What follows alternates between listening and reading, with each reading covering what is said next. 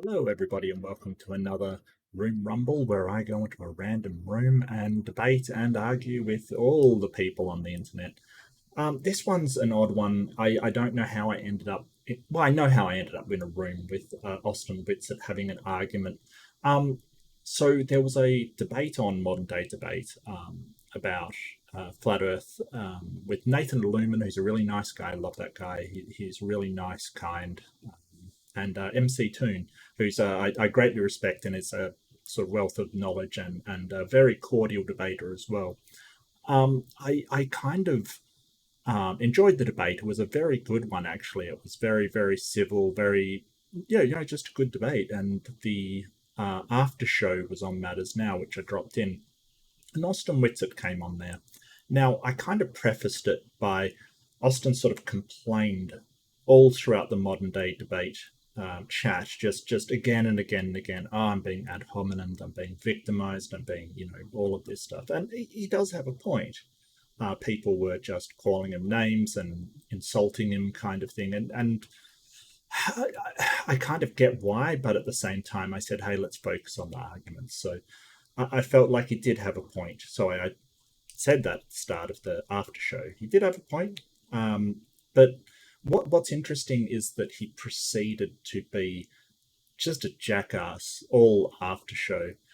He would get angry at people talking too long. He'd get angry at people who he saw as sort of, getting the wrong thing.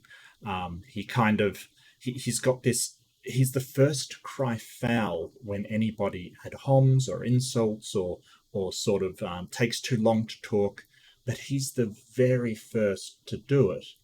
And sort of this sort of really hypocritical character trait of projecting whatever he does onto other people. And sometimes you've got to interrupt him just to get your point across. And as I pointed out in the debate, it doesn't, most people are fine interlocuting. It's these particular flat earthers like Austin Whitsett, who's just monumentally mean and nasty. And so I sort of came to the conclusion he's a complete bully. He likes being able to put people down and hit them, but he doesn't like it when it happens in reverse. He likes to make or gaslight people into feeling silly and stupid and don't understand what they're talking about. But he hates it done to him, like loathes it done to him.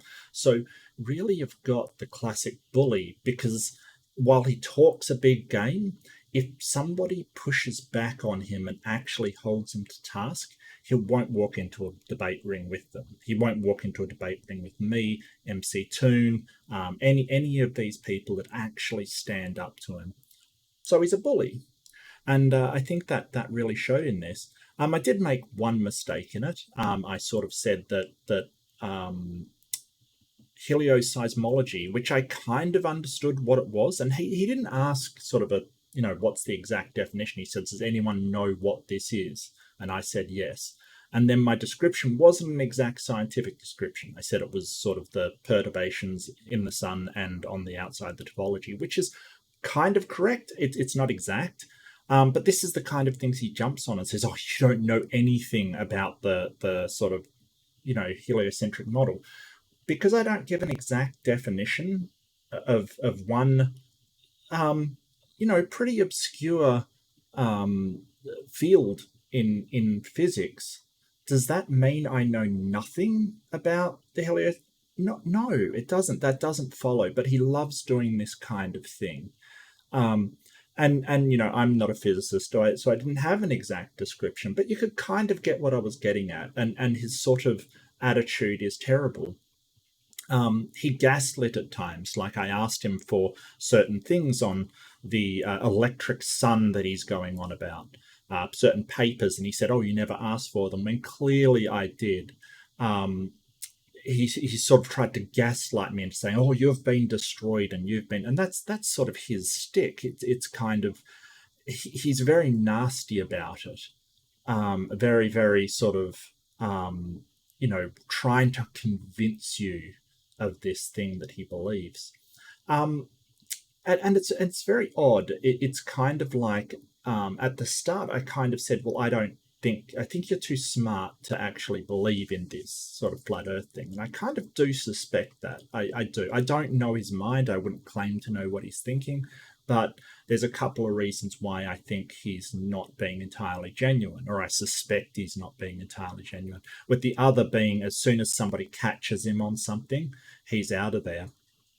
He also tried to gaslight me into, he didn't use ChatGPT, but I watched the debate where he did it, and I had the citations that he gave that, showed that he did it. So I don't know what he's talking about with MC Toon. I generally don't watch MC Toon. I wish I could catch more of them, but it's just a time zone thing. I'm usually out of time zone. But yeah, this was particularly nasty, and he's a nasty piece of work. And for somebody that complains so much about being attacked and ad hommed and all of this stuff, he doesn't really understand that sort of saying, hey, you're not anyway experienced, or you don't know anything about that is an ad hominem. He's not addressing your argument, he's addressing you personally. But he doesn't get that. He doesn't understand what poisoning the well is, because poisoning the well is sort of casting shade on someone's character. But it's interesting what he didn't answer. Like, for instance, he didn't answer, I asked him where in the electric sun ionizing radiation comes from.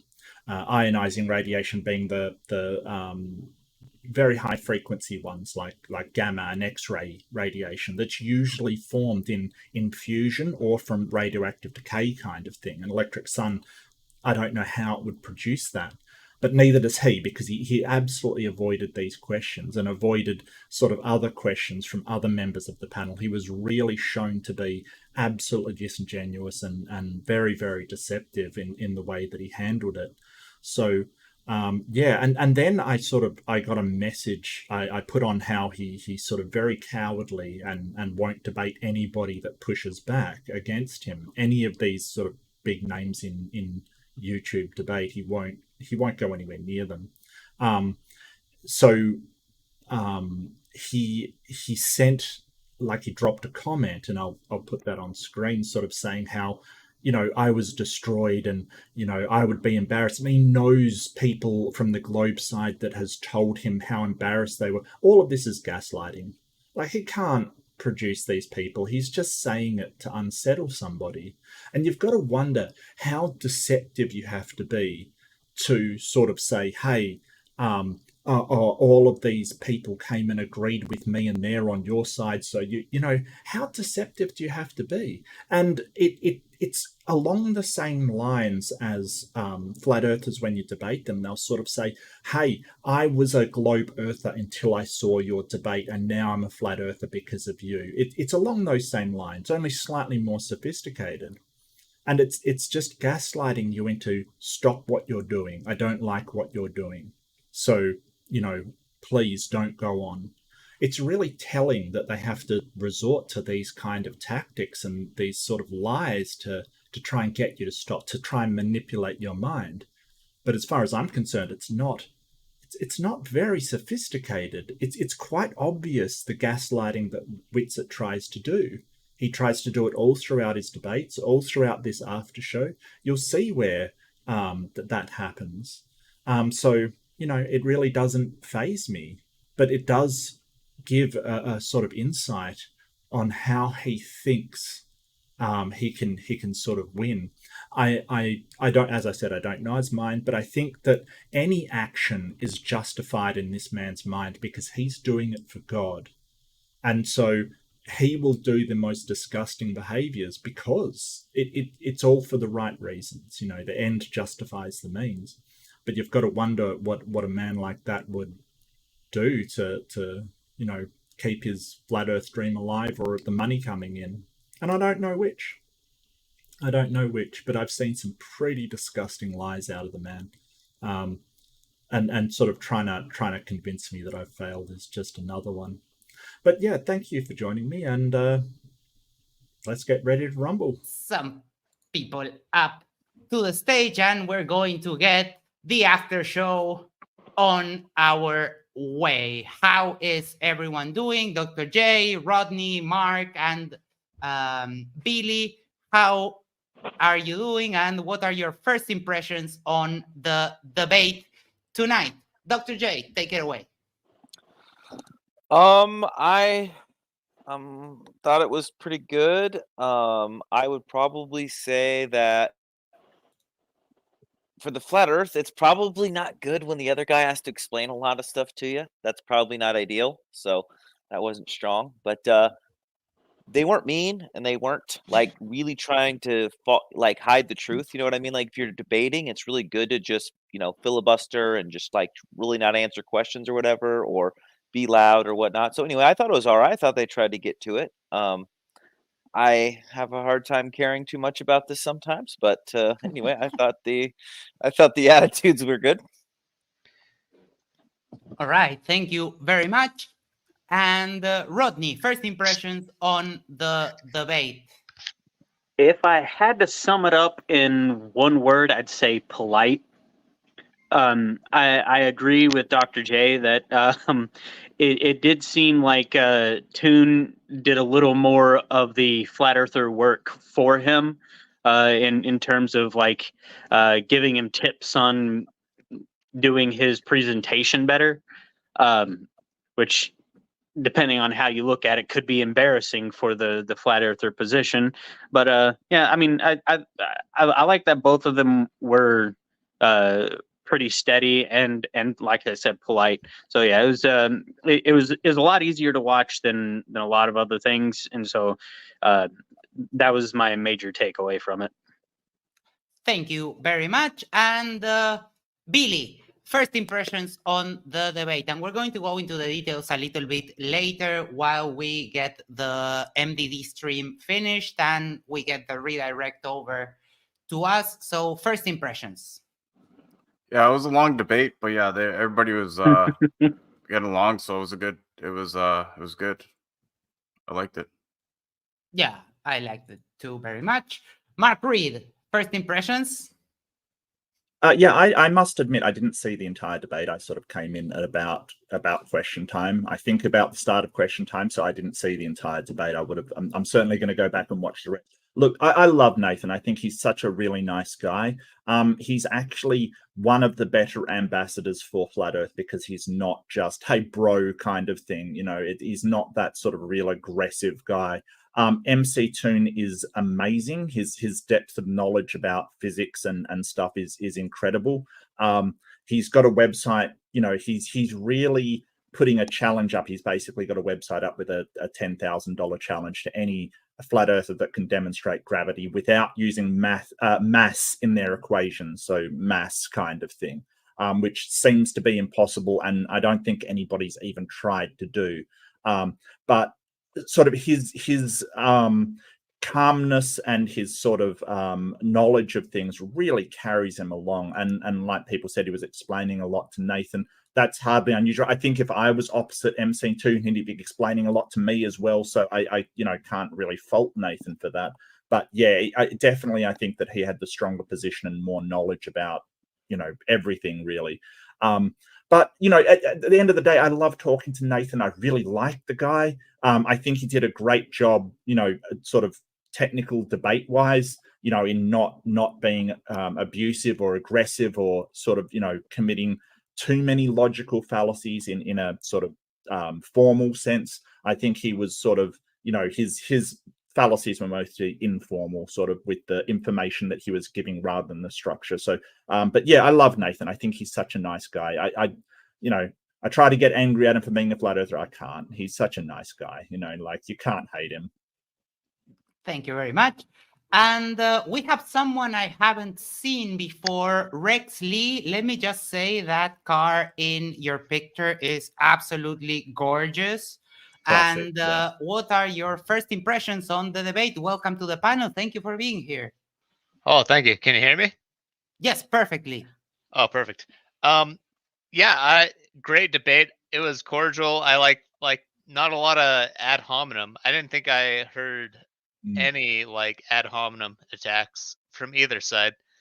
My takeaway, I feel like the super chats towards the end on the Globe side, it granted a lot were from Witsit, and a lot of them were like, you can't just do like a 45-second answer for a lot of those.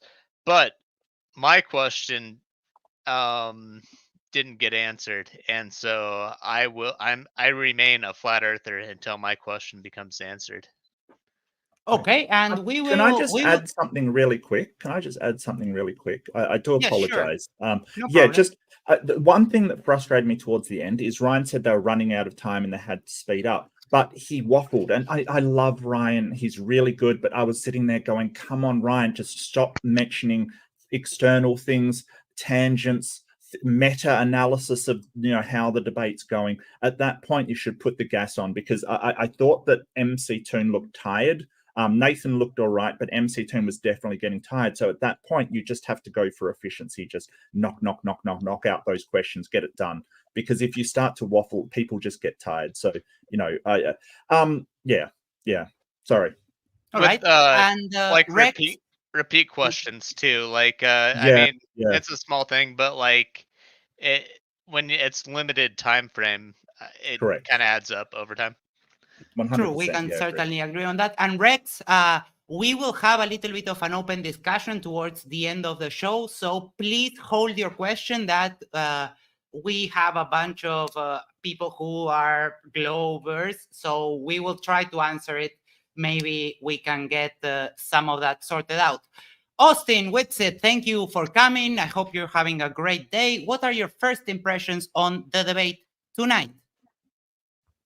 I think it was all right. I think MC Toon ducked a bunch of questions, to be honest. Like maybe 30 of them. Probably 30 questions, I think. Just straight up ducked and ran away from like 30 questions. And I think that Nathan could have done better and refined like kind of the final conclusions of some of the arguments. I don't think he's as familiar with like the wizardry that the Globe proponents have adopted as their script, but it was okay. I guess it was cordial. It was kind of long and redundant and monotonous, to be honest. But yeah. My first impressions are that it could have been much more efficient, and the conclusions were rarely reached, and there were lots of fallacies, and Toon ducked like practically every direct binary question that he was presented with by deflecting and shifting the burden of proof. So.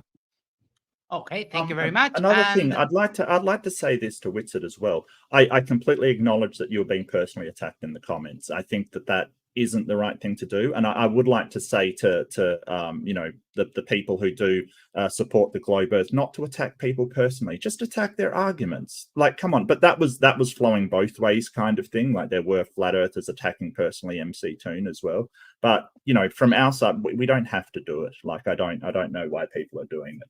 So people that were saying, Whitsitt is just, no, he was being personally attacked. Let's be fair. Let's be honest about this, Okay, yeah, thank you very much. And we'll get the first impressions from Isa. What did you think about the debate tonight? It's interesting. I actually agree with Whitsitt on the need for efficiency. I think we have to be efficient in these kind of conversations and kind of get to the points. What are the points of agreement? What are the points of disagreement? For the audience who may not be well versed in these types of things, we need to know what is the information that's being disputed, because not everyone is an expert in this field. So I think that's like really, really important. And I think every time I watch these debates, I always feel that that's kind of lacking, and it really would be helpful to just use kind of hyper simplified language, focus and kind of look into these kind of points, and I would have preferred that. But besides that, I felt throughout the debate, both debaters were very cordial. I actually do agree with Whitsitt again. At the end, I did not feel that the questions were being answered as an audience member. I'm like, whether you agree with the points or not, like if you're an audience member who doesn't know anything about this, just imagine that you don't know anything about this field, about flat earth versus globe, and you hear these answers, you're like, these are non-answers. These are not answering the questions, and it doesn't feel like it's like kind of compelling for a person who would be in the audience looking at that. So I think that would have been more helpful in the debate. Okay, and I'm going to give my impressions. I agree with everyone that the debate was a bit cordial, maybe a little bit over time with the amount of super chat, but people were really eager to ask questions, and I kind of sort of agree that MC Toon could have addressed some of these issues, but I think it was Dr. J that mentioned that sometimes these kinds of questions are hard to limit your answer to a couple of like a 1 minute or 2 minute answer. So yeah, that could have Rodney, been actually. maybe handled a little. Oh, Rodney, yeah, sorry, my. Oh, it was Dr. J. short-term Oh, it was Dr. memories. J. Sorry, my bad. Never mind. Okay, no problem. But yeah, I was modding throughout the whole debate, the chat, and I don't know if you saw it, with it. I apologize if I missed any of the insults. It's hard sometimes. Some goes by. Were you on some go alone? by. Were you No, the no, only but moderator? Okay. no, Because it seemed like it. people were coming in and out, but I was the one that Okay. stayed throughout the most of the Right. night. Right. And if I missed any, I do apologize, but I kept saying all night, we're having a lovely debate. Please don't insult people, attack the arguments and not the people. And if I'm going to apologize again, if I missed any insult, I do apologize, but it's not intentional. It's not that I meant for them to be there. So Well, I think we've got to apologize start. again. I think we've got to start calling out our own side when that thing starts Yes. to happen. And I think Witzit, you're an influential person in the flat Earth community, like probably one of the most influential people. I think that you need to start calling out the flat earthers that, you know, say that MC Toon is a joke, is a clown kind of thing. I think that your voice would help in stopping these insults flying back and forward, because, you know, in a debate, there's no place for it. And you know, in a chat, I don't think it's appropriate. So Yeah. Well, no, I did see you trying to kind of mod. I appreciate it. I will say, for you to have like directly modded each comment, you would have not stopped, right? Because there were like hundreds, so it wasn't possible or whatever. I don't really care, by the way. I just like to point it out. But yeah, flat earthers do it too. Sometimes I think there's a very clear distinction between the level and the amount and stuff. But if you notice, every debate I go on MGD, I type in the chat before it debates, and I literally tell the flat earthers not to play in the mud and to sling insults, because it's just a very bad look. I think it actually, you guys, people that do that, create flat earthers. I mean, like, they create people that are interested or take the subject seriously that maybe previously wouldn't have. So pros and cons, but yeah, I don't know. I get, like, one of the main ones obviously is that I'm a grifter, which the definition of that I hate is, that. I hate that one personally. Like, it's like, we all do pretty much the same. We share content and we all have our audience. There's nothing less valid about any of the positions. And if people want to support your videos and your content, that's fine. They're voluntarily doing it. So I don't think it's fair to say that you're a grifter. I absolutely hate when people say that. Well, grifting means that you're lying and deceiving people to get money. So that accusation would require me not think the earth is flat, and to me go, like, intentionally try to deceive people and lie so that they'll send me money. And that's just ridiculous. Everyone knows I think the earth is flat. And I will say, I mean, actually, the anti-flat earthers, if you were, make way more money. I basically make no money. I'm demonetized. What's his name? FTFE, it literally has flat earth in his channel name. Propped up by the algorithms, gets ad revenue, has 2,800 plus members a month for an anti-flat earth channel. This dude's making tons of money on YouTube, not including he goes around and flexes the receipts of like $1,800 super chat in one night, right? So, like, there's nothing like that going on this side. I'm completely demonetized. So, and he has been caught, You know what's crazy, blatantly lying. So he actually does grift. So I don't know. I just think it's crazy. I think it's like a cope. It's like they got to convince themselves that the flat earthers that have good arguments must not really believe it. To address hold that, on, because Mark, hold on. Let me say just a something. second.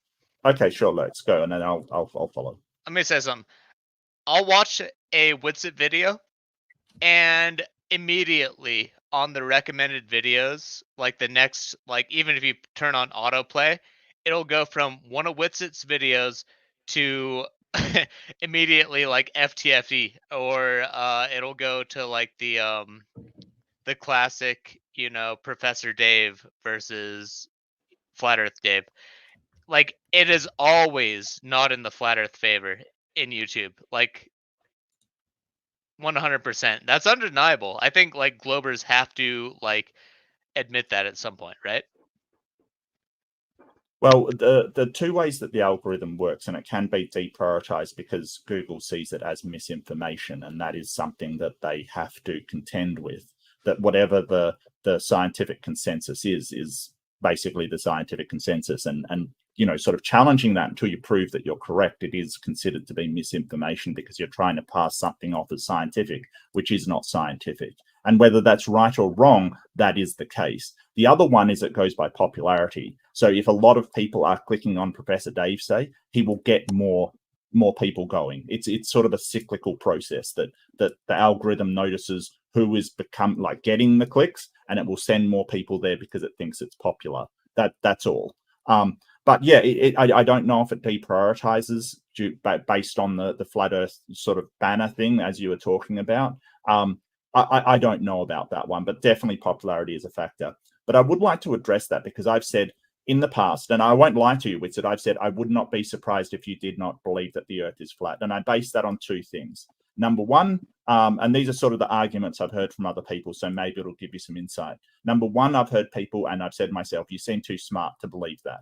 So that's number one. You seem like a really smart guy. The physics and everything is out there. I really think you're too smart to know that the Earth is flat or believe that the Earth is flat. Number two is that you won't debate anybody that asks you a question that you find difficult or can't answer. You won't debate a physicist friend of mine. You won't debate MC Toon anymore. You won't debate anybody that gives you serious pushback on this issue. Instead, you go to newer people in the field. You go to people that haven't debated before. You go to people that haven't heard these arguments before. And that makes me suspicious, because wouldn't you want the biggest name in flat Earth like MC Toon to debate against, or the biggest name in anti-flat Earth, I should say, to debate against, instead of some guy I've never heard of before on modern day debate? Okay, so this is what I was talking about, how it's major cope, right? Like Rodney in the top right, like shaking his head. Yes, like it's major cope. I get you guys have to say this to cope, right? Because yeah, I'm obviously not stupid, just like Shane's not, just like Toby's not, just like Alan's not. And not only we're not stupid, we're thoroughly more researched than the average Glober. It's not even close. Like, it's not even close. So in order to say, like, well, at first it was Witzit's really stupid. Witzit says word salad. They still say that one, which is just really stupid. But anyway, then it's moved to, oh, he's not really stupid, so he must be lying. It's just a cope. It's like, no, I can be intelligent, well-researched, and know the Earth's not a globe all at the same time. I absolutely do know the Earth's not a globe because you can test it, and there's physical empirical evidence that refutes that it's a globe. When it comes to the idea that I duck people, that's hilarious as well. I don't know if you know, I have a show called In the Field. I've been literally emailing top-level astronomers, astrophysicists, physicists, you name it, asking them to come on my show. I told MC Toon I'm not debating him anymore. For one, I've debated him like 5 or 6 times. 2, I told him if he keeps talking about my children and my wife, then I'll never debate him again, and he kept doing it. So I told him to keep my daughter's name out of his mouth. He kept doing it, which is just disgusting. So that's why I don't debate him. FTFE, same thing. You talk about how CPS should come take my daughter and all this stuff, then yeah, I don't have to debate you. I've completely embarrassed both of those people so many times. It's recorded. The whole internet's seen it. So to act like I'm scared to debate them is insane. I don't know what physicist friend of yours you're talking about, but I literally prefer people with credentials, because these anti-flat earthers on the internet, they have no academic reputation. They have nothing holding them accountable. They can just make stuff up. Literally, when I talk to physicists and astronomers and astrophysicists, I get 100 times more concessions. They're like, yeah, of course there's a kinematic and dynamic equivalence with geocentric model. But no, a globe earther will deny that. So I love people with credentials. And let me finish. So, because I want to really break this cope, because it's just like a psychological mechanism to deny the fact that we have good arguments. Like in conclusion, the last thing I'll say is I invite people to debate. I told James, look, I don't want to debate random people on modern day debate anymore. I want to only be set up with people that have credentials in a specific field, or at least have shown themselves to be knowledgeable in that field. Then he matches me up with random people. He matches me up with the random people. So like all of that's not true, dude. I've debated all these people plenty of times. I've literally destroyed MC Toon. The fact you guys act like he beats me is hilarious. I could just start recapping conversations we have right now, and it's okay. This is the guy that said you have no. Down on the chest this is beating, this is the guy that said this. This is the guy that said you have no measurements of stationariness. I said what? Direct measurements that are precise enough to detect motion, but they have a negative result is a measurement of stationariness. He said, that's not a measurement of stationariness. I said, okay, how would you get one? He said, you would set up a device that measures motion and then get a negative result. This is the kind of debates I have with MC Toon, saying the double speak back to back. So like, I don't debate him because there's no point debating him anymore. When I went on his show, he censored me and muted me 50 times and talked about my daughter. So that's why. So let's just get this story straight. This is no, it's just all facts that debunked all your lies. Hold on 1 second. So if we're going to be talking, can we stop chest beating and sort of say, hey, I destroyed this person, I destroyed that person? Like if you're going to use these sort of personal attacks and this kind of debate bro style, I mean, why can't we do it back to you and point out some of the citations that you put up were from ChatGPT and they weren't even real citations, Witzit? Like if you're more slander, mud, okay, I'm going to call you out for everything you're lying about. So okay, right here. No, I have to respond to the slander. If people can lie about me and I can't respond, I'm going to drop off. Time out for a second. Time out. Ronnie, shut up, bro. Let me bring back. Yeah, you could say that he's slandering everyone. Silent. Let me bring it back to the show, and we can go into the open discussion later, and I can let you do this. But let's complete the format of the after show, and then we can go into the open discussion. Welcome, Toby, to the stage. Thank you for being here. Good to have you. We are going to ask this, and I will ask you. It's a bunch of us. Let's try to keep the answers short and sweet so we can get all the things I prepared, which are not many tonight. We can get through them, and then we can go into the open discussion for the final portion of the show. So, Dr. J, please take it away. What's your opinion on who won the debate tonight? I'm sorry I had to yell. Yeah, I think MC Toon has done these debates a lot more. Nathan's a little newer, so I thought MC Toon won. Just being able to kind of explain things, I can't really tell you if his explanations are correct, but he seemed to be quite a bit more knowledgeable. So seemed to me like I would have said he won the debate, just as far as quality of debate. Yep. Thank you very much. Let's take it up to Rodney. Like I said in the pre-show, I didn't think that Nathan was going to be able to handle the amount of heat that MC Toon was no doubt going to bring, and that was exactly the case. MC Toon brought it in his opening. I love that he focused on one single thing, this one thing that he did.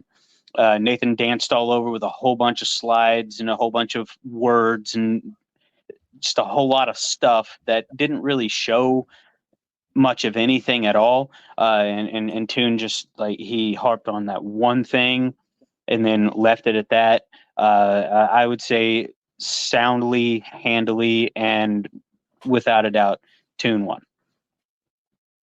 Thank you very much. And I'm going to do the inverse. I'm going to take it up to Rex. What are your opinions on who won the debate tonight? I thought it was a pretty even match, honestly.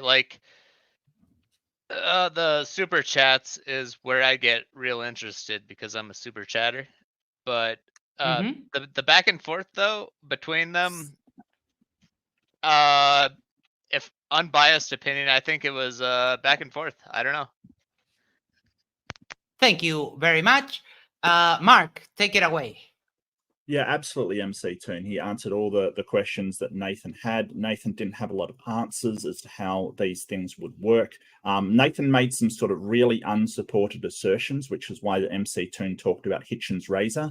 That's which is asserted without evidence can be dismissed without evidence. I think that was very strong because While he made a lot of claims about how things work, what things are, where domes are, what people are doing, all of these conspiracy theories, he didn't actually have anything to back it up. They're just hollow, empty, baseless claims at that point. Especially the conspiracy theory stuff with the devil horns and all of this kind of thing. I'm not sure what that was doing in a flat Earth debate, but it's kind of, it makes your position look really weak if you have to sort of say, hey, there's a global cabal of people doing this, that, and the other without anything whatsoever to back it up. So I think that MC Toon absolutely demolished Nathan. As much as I like Nathan, he didn't have a lot of coherent, sort of fully formed and backed up responses to what MC Toon was saying.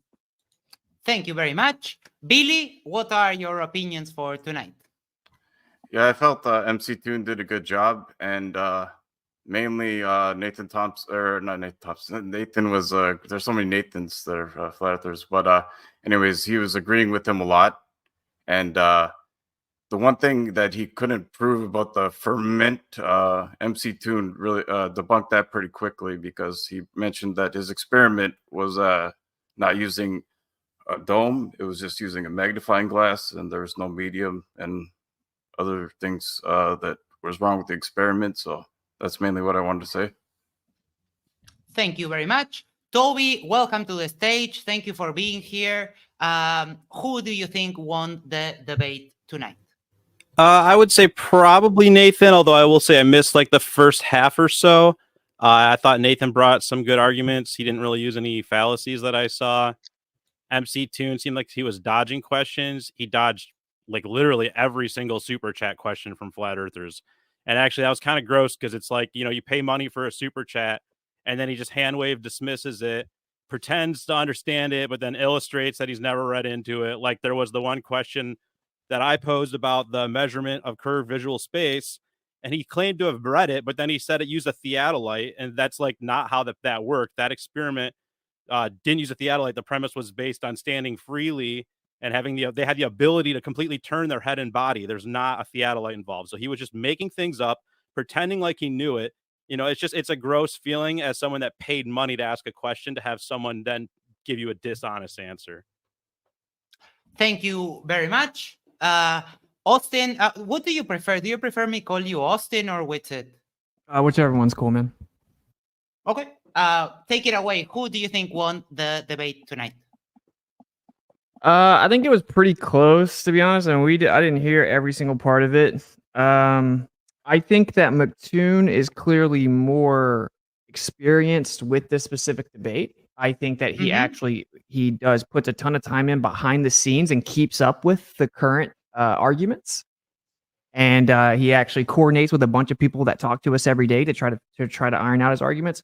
And I don't think Nathan does anything like that. So Nathan's not really completely equipped to spot the very tactical diversions and obfuscation and know how to respond. So I think he was outclassed in that sense, although it isn't classy. But I would still give it to Nathan, but barely. And I would say that what really would make me leave saying MC Toon lost the debate is the same thing Toby said.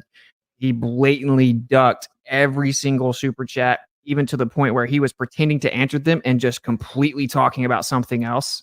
Yep. It was pretty wild to witness, actually. So that really makes you leave the thing, think like, wow, okay, he lost. So that's what I would say. I'd say Nathan barely won. I think Nathan's really, really naive when it comes to good faith, and I actually kind of admire that in him. But like, in the water with sharks, you're gonna get chopped up a bit in these debates if you have too much good faith, unfortunately. But yeah, that's my take. Thank you very much. And I'm going to remove the banner so we can see our very own Isa. What are your opinions on who won the debate tonight? So as I kind of stated earlier, for me, it was pretty close. The thing is, I think they both kind of defended their own particular rhetoric. I'm going to tell you the part that I enjoyed the most when stuff came out about religion. That's always going to be my favorite part in any of these kind of conversations. And they were talking about 666. I thought that was kind of really fascinating. And I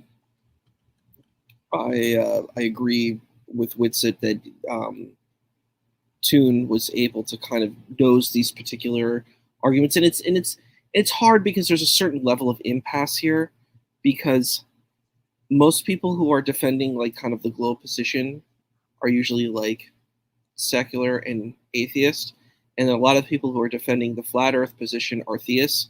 So both of these kind of positions come out during this kind of space, and I think that is another under level that we see in these kind of conversations, and I think it kind of sort of forms where people are at in these particular conversations. So for me, I think who won, it was, I'm going to call it a tie, because I didn't really feel swayed by either. So, yeah. Thank you very much. And my opinion is for a novice debater, like I think Nathan is, he did very well. And I do like that he is actually nice, because I am kind of like that. So I kind of relate to him in that sense.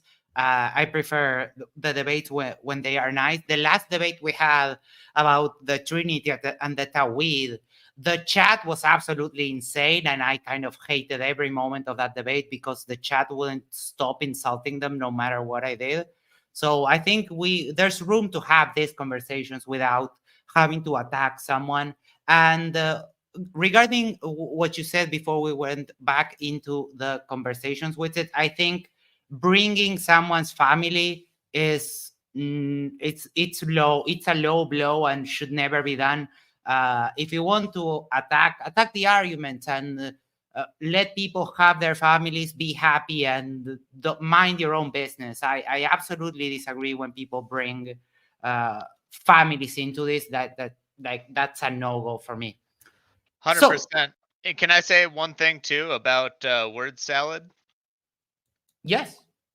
I've found this on both sides. Like when the flat earthers say, "Oh, the globers are using word salad," or the globers are saying, "Oh, the flat earthers, they're using word salad," and they never attack the argument, or like they either don't understand what they're being told, or basically they're using a cloud of, "Oh, you're just using word salad," to admit I don't understand what you're saying, and therefore your argument is invalid. I think that needs to change too on both sides. Yes, we can totally get behind that, but there's also a little bit of responsibility within the debaters themselves, that your opponent might be able to keep up with what you're saying, but we always have to bear in mind that there's an audience in which there's a wide range of people, so we should try to communicate to the biggest average of people we can find. So I think there's also a fair criticism to be made there. But that's not word salad. If I may, yes, basically, so I agree with, I think it was Isa that said it, that you know, sort of this the language should be hyper simplified and simplified for the audience, and I 100% agree with that.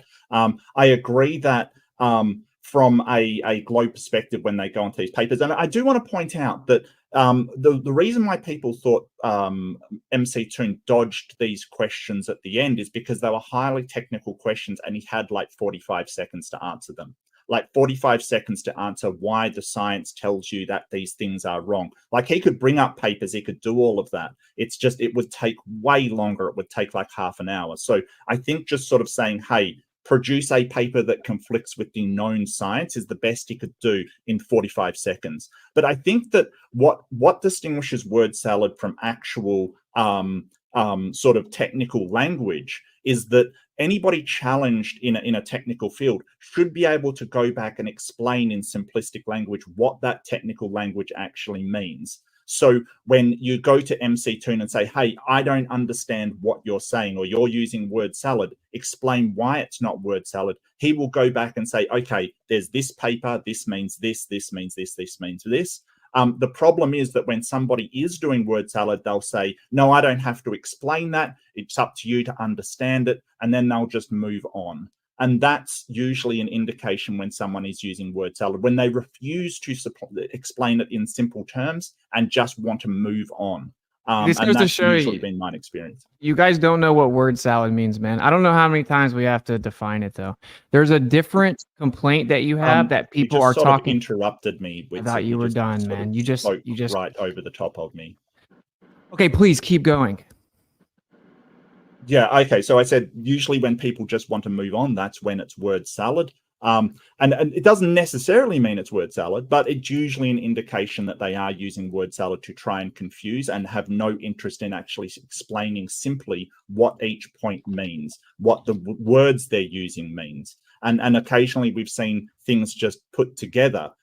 What's a good example? Like the other day when I was debating Nadir and he sort of said scientific miracle kind of thing. Now we refer to scientific miracles as sort of a certain thing, but that's just word salad. It doesn't mean anything in a real literal sense. So he's just trying to string, and like Deepak Chopra, who strings together the quantum spiritual. Are you okay with it? Are you okay down there, mate? No, we got to listen to you for 5 minutes at a time, I guess. Rich coming from you. I'll give you. Wow. I'll give you an extensive turn. What a lovely right guy. after. What a lovely guy. Well, this guy lied about me, then we paused it and we went through the room, and now we went back to him after he lied about me without me getting to call out. I'll give you a When did I turn lie right about you? after. What did I lie about? I've been slandered now. What did I lie about? Oh, okay. I'll go. Okay. So you pushed the lie from MC Tune. This is going to expose both you guys. This is Okay, awesome. can we stop talking about MC Tune while he's not man, here? crazy, man. I thought Like just stop talking. You know, he's basically I don't know. It's weird. Austin reply and just personally attack people, sure. Okay, so you lied about me, and it's a lie that MC. I'm trying to say it. It's a lie that MC Tune put on his channel, and it came from Bryant and MC Tune. That I tried to put off ChatGPT papers as if they were real and got busted for doing it. Now, here's the actual truth of what happened. And think about how gross this is that you guys are still saying it. I went to ChatGPT to ask for additional papers regarding thunderstorm activity and gravimeters because I couldn't find a couple that I had read before. It gave me a list of papers and I couldn't find them. I then went to Bryant Myers and said, hey, since you used to be a professor, do you by chance have access to a database that could find these papers? I can't find them anywhere. I can't verify them. Then he sent them to MC Tune, who then lied and made a video claiming I presented them as actual, real, legitimate papers, and I just didn't know it, and I was actually just randomly pasting things from ChatGPT and claiming they were real. Imagine how gross of a lie that is, and you guys are still saying it, and I've publicly corrected it 10 times. And you guys don't know what word salad is. Word salad is something that's incoherent, meaning that the words don't even like coherently. I can read the definition from Google. Right? The literal definition is incoherent babbling that typically is associated with schizophrenia. It isn't just, that's the actual definition of word salad. Do we need to share screen and pull it up? Because that's objectively what it is. And so it's not, you guys are talking about a different complaint, which is where people are talking overcomplicated terms to confuse the audience without any true substance or specificity in their claim. That's what you're trying to say. That isn't called word salad. Right. And give you an example, and I'll stop talking. My super chat to McToon was, can you attribute physical properties to conceptual abstractions such as a privation? Space cannot be endowed with physicality. And he said, that's just typical Witsit word salad. Okay, no, if you can't comprehend that statement, that doesn't mean it's word salad. It's objectively substantive, specific, and coherent. So if you guys would just stop saying it, because I've asked every Globe Earther, name one thing specifically I've said that's word salad, and not one of them in 4 years have been able to name one example. Not one time, but hundreds of you guys still say it. So I think it's kind of a way to do what Rex said, which is dismiss our point because you don't understand it. That's obviously what it is. You can't actually rebut the point, so you have to find a way to dismiss it. Mark, Okay, so Go ahead. for a start, I didn't get the list from ChatGPT from MC Toon. I don't really watch MC Toon. I don't really pay attention to him. Now, I was watching the debate where you brought it up and tried to look for the citations when they didn't bring up anything. I was in the chat. I was there when you actually brought them up, and I could not find these citations, which led me down the road of trying to find them. And them coming to nothing. And then later I found out about it. So no, I didn't get it from MC Toon. You are completely wrong. You're making a huge assumption. I was in the chat when it happened. So sorry, mate. That's not true. I actually never got them from his website. I wrote them down after going back in the live stream and pausing it and writing them out. So you're wrong about that. I was in the chat, as I often am, as you're very aware. Now, word salad is basically just a shortcut. Yes, it can mean that in a psychological sense. We're not using it in a psychological sense. We're using it in a colloquial sense. Now, what it refers to in a colloquial sense is argument by gibberish. It basically means that you've strung multiple words together that don't actually make a coherent, meaningful thing in reality. That you're actually, like I gave examples like Deepak Chopra with his quantum entanglement of particle structures in spirituality kind of thing. That is an actual sentence you can put together. It doesn't actually have any analog in reality at all. So when we're saying word salad, we're not calling you crazy. We're saying that the words strung together don't actually mean anything to the receiver. They don't mean anything. Now, it could be that they do actually mean something and that you can explain what they mean and sort of reference in the science where they are strung in that particular way to mean something. But unfortunately, you don't do that. So we don't know. So if you want to refute word salad, break down your terms to mean something to the other person, and or refer to the technical language within a scientific field that you can say, hey, this is where they reference that sequence of language, and this is actually what it means. Yeah, which I do every single time when given the opportunity. Like I said, I could offer you 10 grand right now. You won't be able to name one single time I've used word salad. Not one single time ever. You can't do it. You make it up. You just claimed you wrote down, I'll bet you on this too, that you wrote down papers I cited in a debate in the chat and that they were from Chat GPT. That's not true. The actual papers that came from Chat GPT were in an email I sent to Brian Myers about the electrical activity regarding a gravimeter. And I literally said in the email, I have no idea what these papers are. If they exist, I can't verify them. Can you help me find them? So you made that up. And again, I just gave a specific example, which was I said to MC Toon tonight, can you attribute physical properties to conceptual abstractions, one of which is a privation? Then I said, space cannot be endowed with physicality. I even offered a qualifier afterwards to make sure you understood exactly what the privation was I was referring to. If you don't know what a privation is, that's fine. But actually, it doesn't remain word salad because you said so until the other person comes and explains it to you because you have inept vocabulary skills. That isn't how that works. Word salad means it literally doesn't make coherent sense. When McToon said that's just typical wits at word salad, he's wrong. We can break it down. What does conceptual mean? It's of the mind. It's an idea. It's a concept. Conceptual. What does abstract mean? The same thing. An abstraction is just an idea. So a conceptual abstraction, to make sure you get the point, we use two different words. Can you attribute physical properties? Those are pretty simple words. To conceptual abstractions, one of which is a privation, which means the absence of. Examples of a privation would be nothingness, zero, a shadow, absence of light. It's the absence of something. It's nothing in and of itself. It's a privation. Can you attribute physical properties to privations? And then the follow-up was space cannot be endowed with physicality. Now, those are very specific. Those aren't even big words. Those are really basic vocabulary words. Instead of answering the question that McToon's been ducking for 4 straight years, he had to say, oh, it's word salad.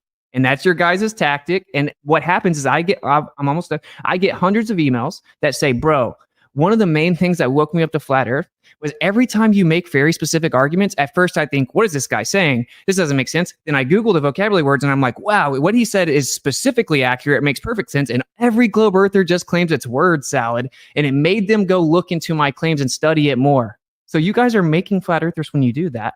And I would appreciate it if you guys would just show a little good faith. It's been 4 years of you saying it. Either man up and say what I say is actually word salad, or stop saying it. It's a bad faith tactic to basically gaslight the other person.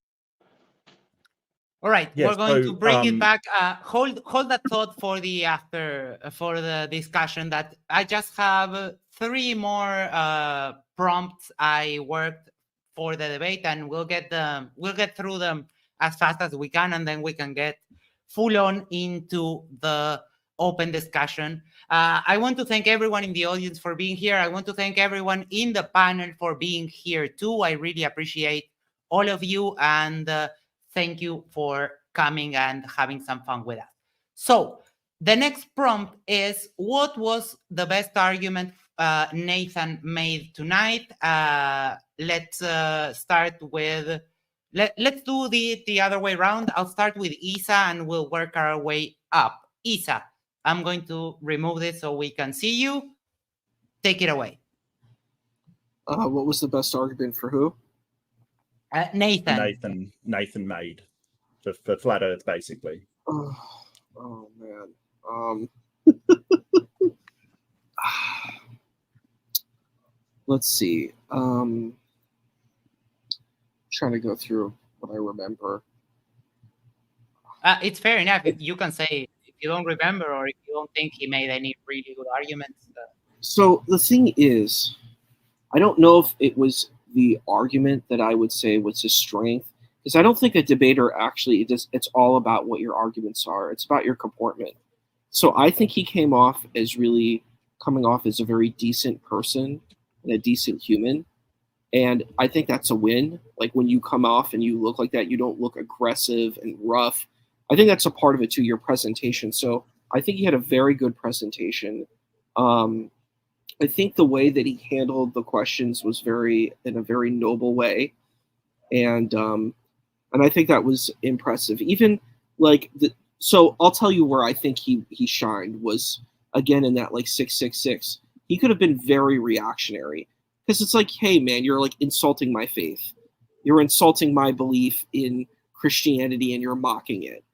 And he didn't flip out. He kind of took that situation in stride, and he kind of was like, yeah, I hear what you're saying, but there's other kind of perspective. So for me, I think that was a very strong place for him.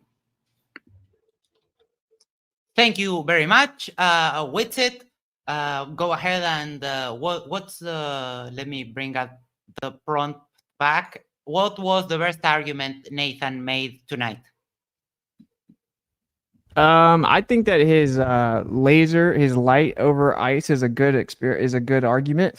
I think that it has to get misrepresented, strawman, and obfuscated from every time he makes it for like 5 debates now. I think it's a good point. I think anytime you try to hold a globe earther to actually trying to make their refraction claim falsifiable, they fumble the ball, because they need to be able to just say the word and have no ability for it to be tested. If that claim is falsified, the entire globe is immediately falsified. And so they have to make sure they never allow it to be testable. He's trying to specifically make it falsifiable, and it was avoided every time I heard it mentioned. So I would say that's one of the stronger ones that he made. Most of them was him kind of answering questions thrown at him, because that's what MC Toon does. He shifts the burden the whole time. So thank you very much. Toby. Yeah, I've liked Nathan's arguments about perception and long distance observations. I seem like he demonstrated that he understands optics. And honestly, once you understand optics and insane refraction indices that the globe has to invoke to explain long distance observations and optics, it's hard to go back, especially once you understand the way that perception works, that you perceive from a single point in a 3D space. So just necessarily you do not see the world in a perfect Euclidean geometry. That's why train tracks converge in the distance. And that's exactly what the sky and the ground do in the distance at the horizon.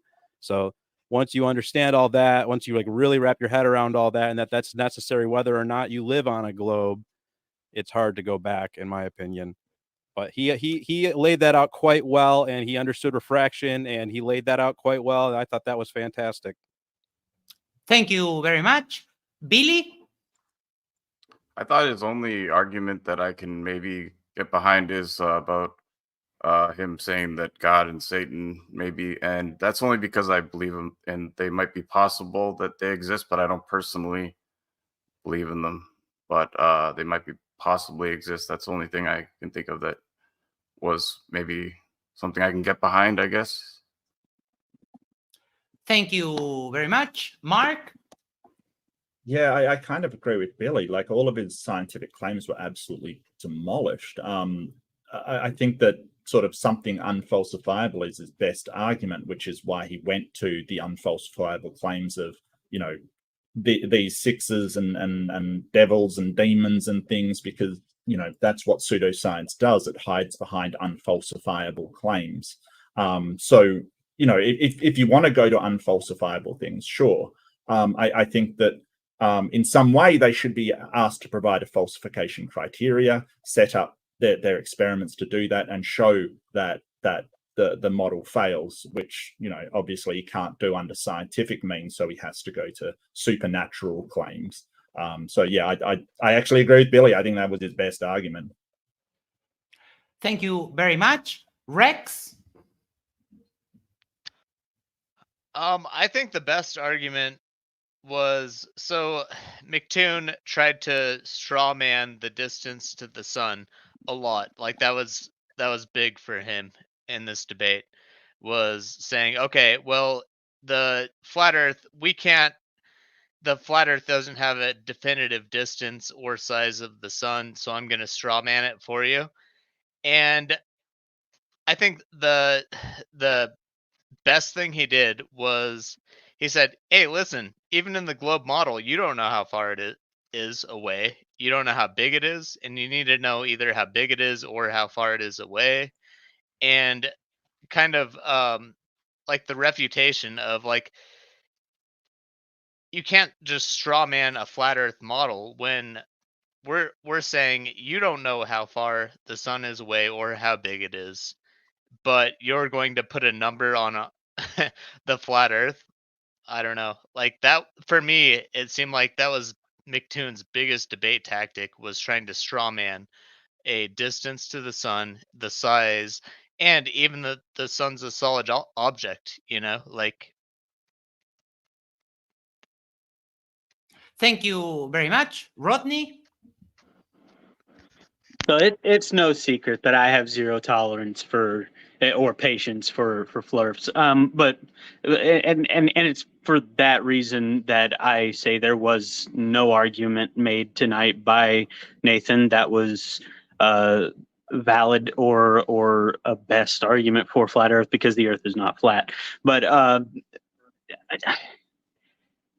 there's no defending it. I have zero patience for grown men who say that they've woken up and are part of this special elite group of people who know things that demonstrably are not factual. But either way you split it, there was no argument made for flat Earth tonight, because the Earth is not flat. Thank you very much. Dr. J?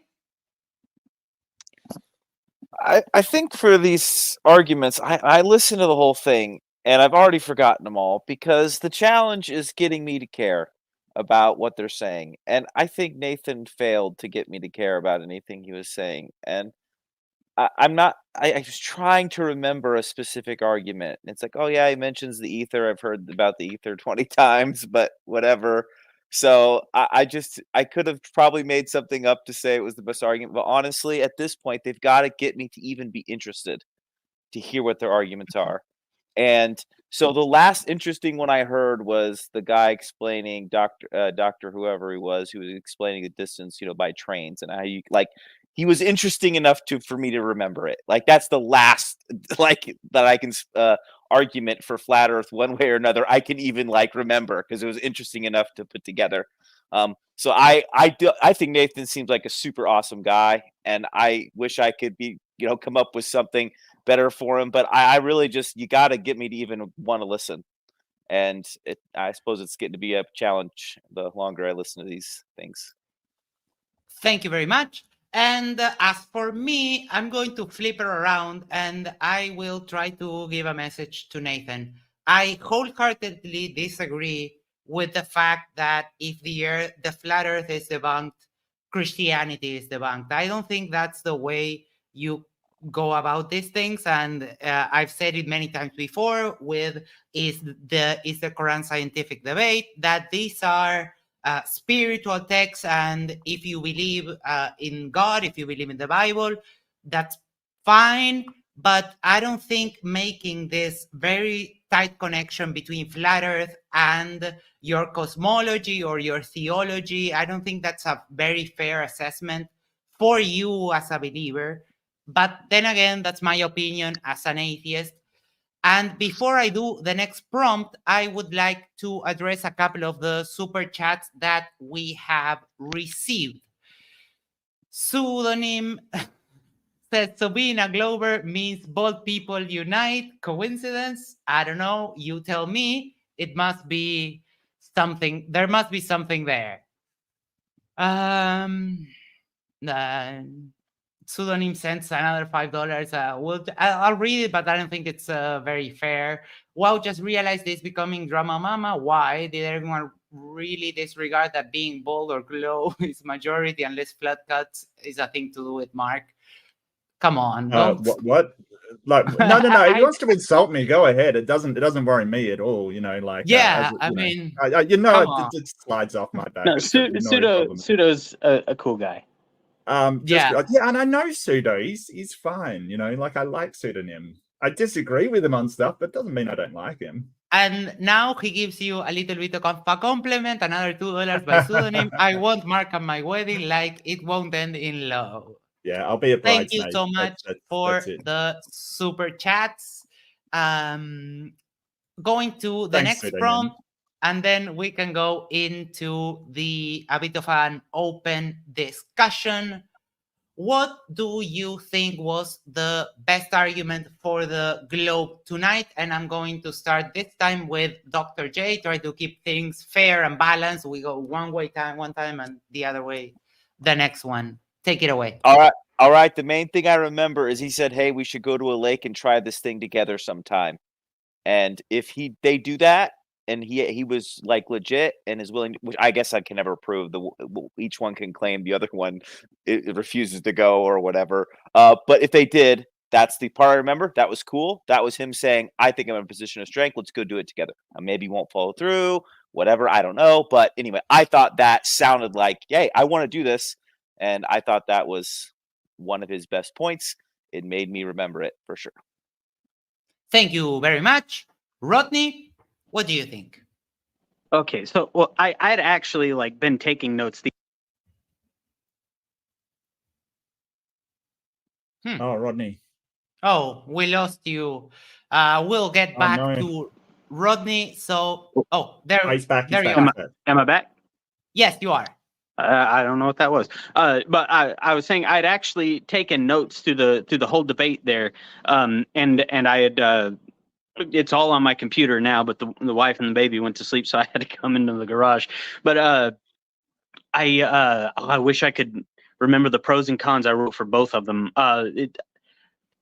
I do agree with Dr. J. That was one of the things that I did write down for sure, was that it was an extremely honest and fair tactic, or it wasn't even a tactic. I believe it was a genuine offer to say that they could meet up in real life because they're close enough to do that and do an actual valid science experiment in person.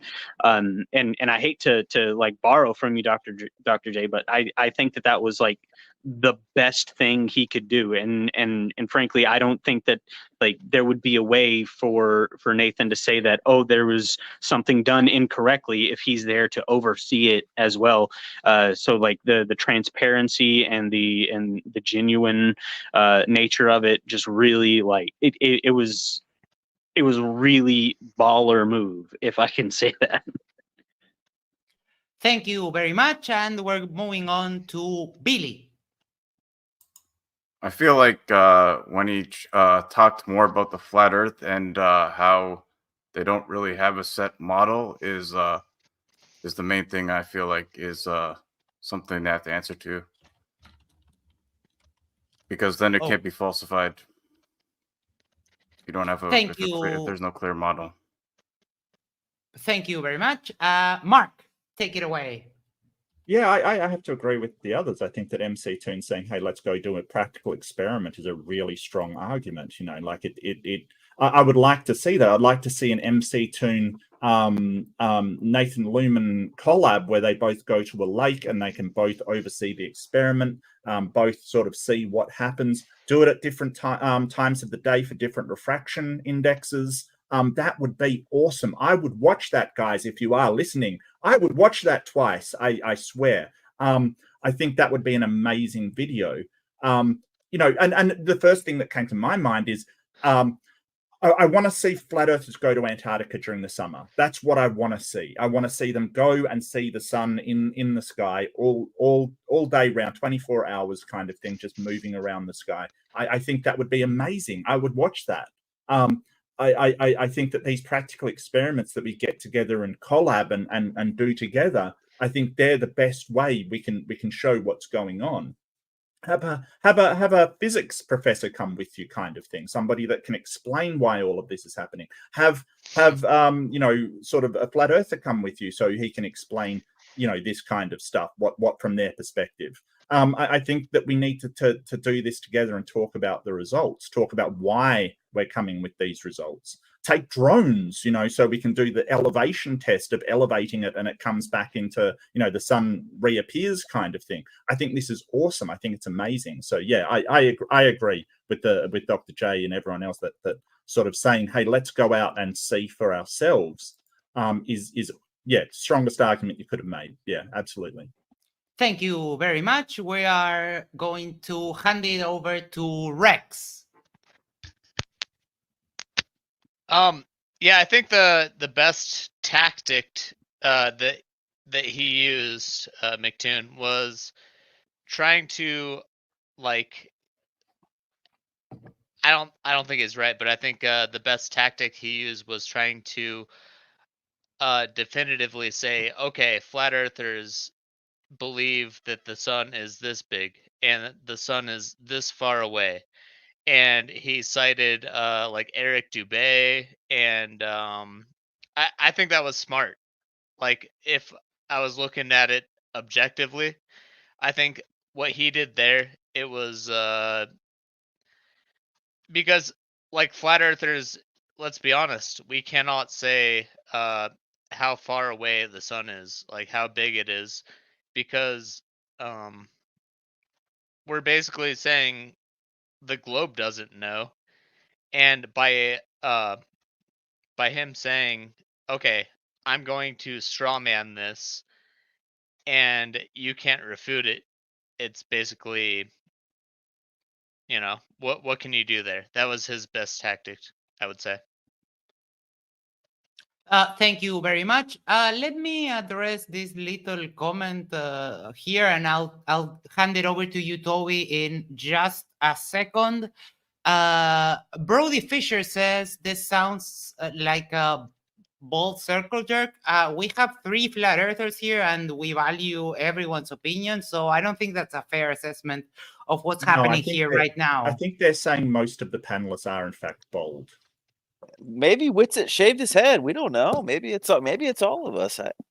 Oh, maybe I misunderstood. If I misunderstood, I apologize, but just wanted to clear that out. Toby, any thoughts on this? Yeah, I thought MC Toon did a good job of diverting from every question. And then after he wouldn't answer the question, he would say something dishonest or unrelated and act like it was relevant. That was especially the case with every super chat, literally every single super chat that I can think of. So I don't know. Nice job with the power games, I guess. But I can't recall a single logical argument that MC Toon put forward. Nothing stands out to me because every time that I was listening to him, it was just non sequiturs or straw manning. A lot of that, especially in the super chats. Fair enough. Austin, sorry, take it away.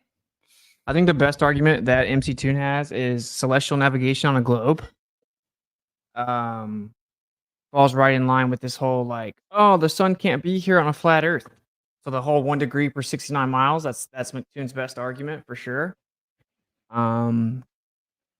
And unfortunately for all the Globers, we've actually completely mapped out celestial navigation and all the exact math that works and matches reality perfectly on the entire Earth at any location, including any position of the stars, the sun, and or the moon, based on your geographic position. So it's going to be a rough next couple weeks and following year for you guys because we literally have the exact perfect math to explain all of it. But Nathan is not up to date with that. And so I would say that is Neptune's best argument, the claim that celestial navigation in 1 degree per 69 miles because of the linear nature of that relationship can't work on a flat Earth. I mean, he's wrong, and we have the math that explicitly refutes it, and the Globers will deny it for about a year, but it wasn't rebutted. So, thank you very much. And Isa, what was the best argument for the globe tonight, in your opinion? Let's see. I guess the best argument for me was the experimentation, that you bring it out. If this is true, then you test it. That's the scientific method. So it's rough. Okay, thank you very much.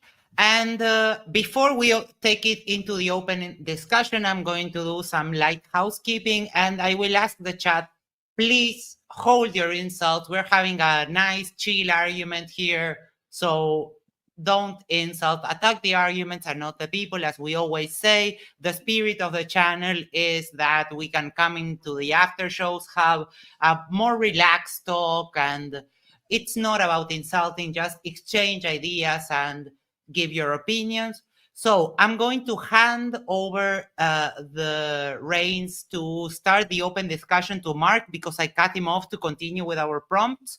And I will be back in right a second, and because I need to get water. I'm sorry I'm leaving so much. It's really hot here today. So Mark, take it away, and then we'll take turns and see where the conversation flows.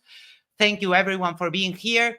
Tomorrow, 9 p.m. Eastern Standard Time, Isa, I Kill Daryl, and me are going to do our Tell Me That Story show, and we're going to be talking about some weird mythical creatures. I found some very interesting and fun stuff to share with you, and it's going to be a blast of a show. Again, that's 9 p.m. Eastern Standard Time.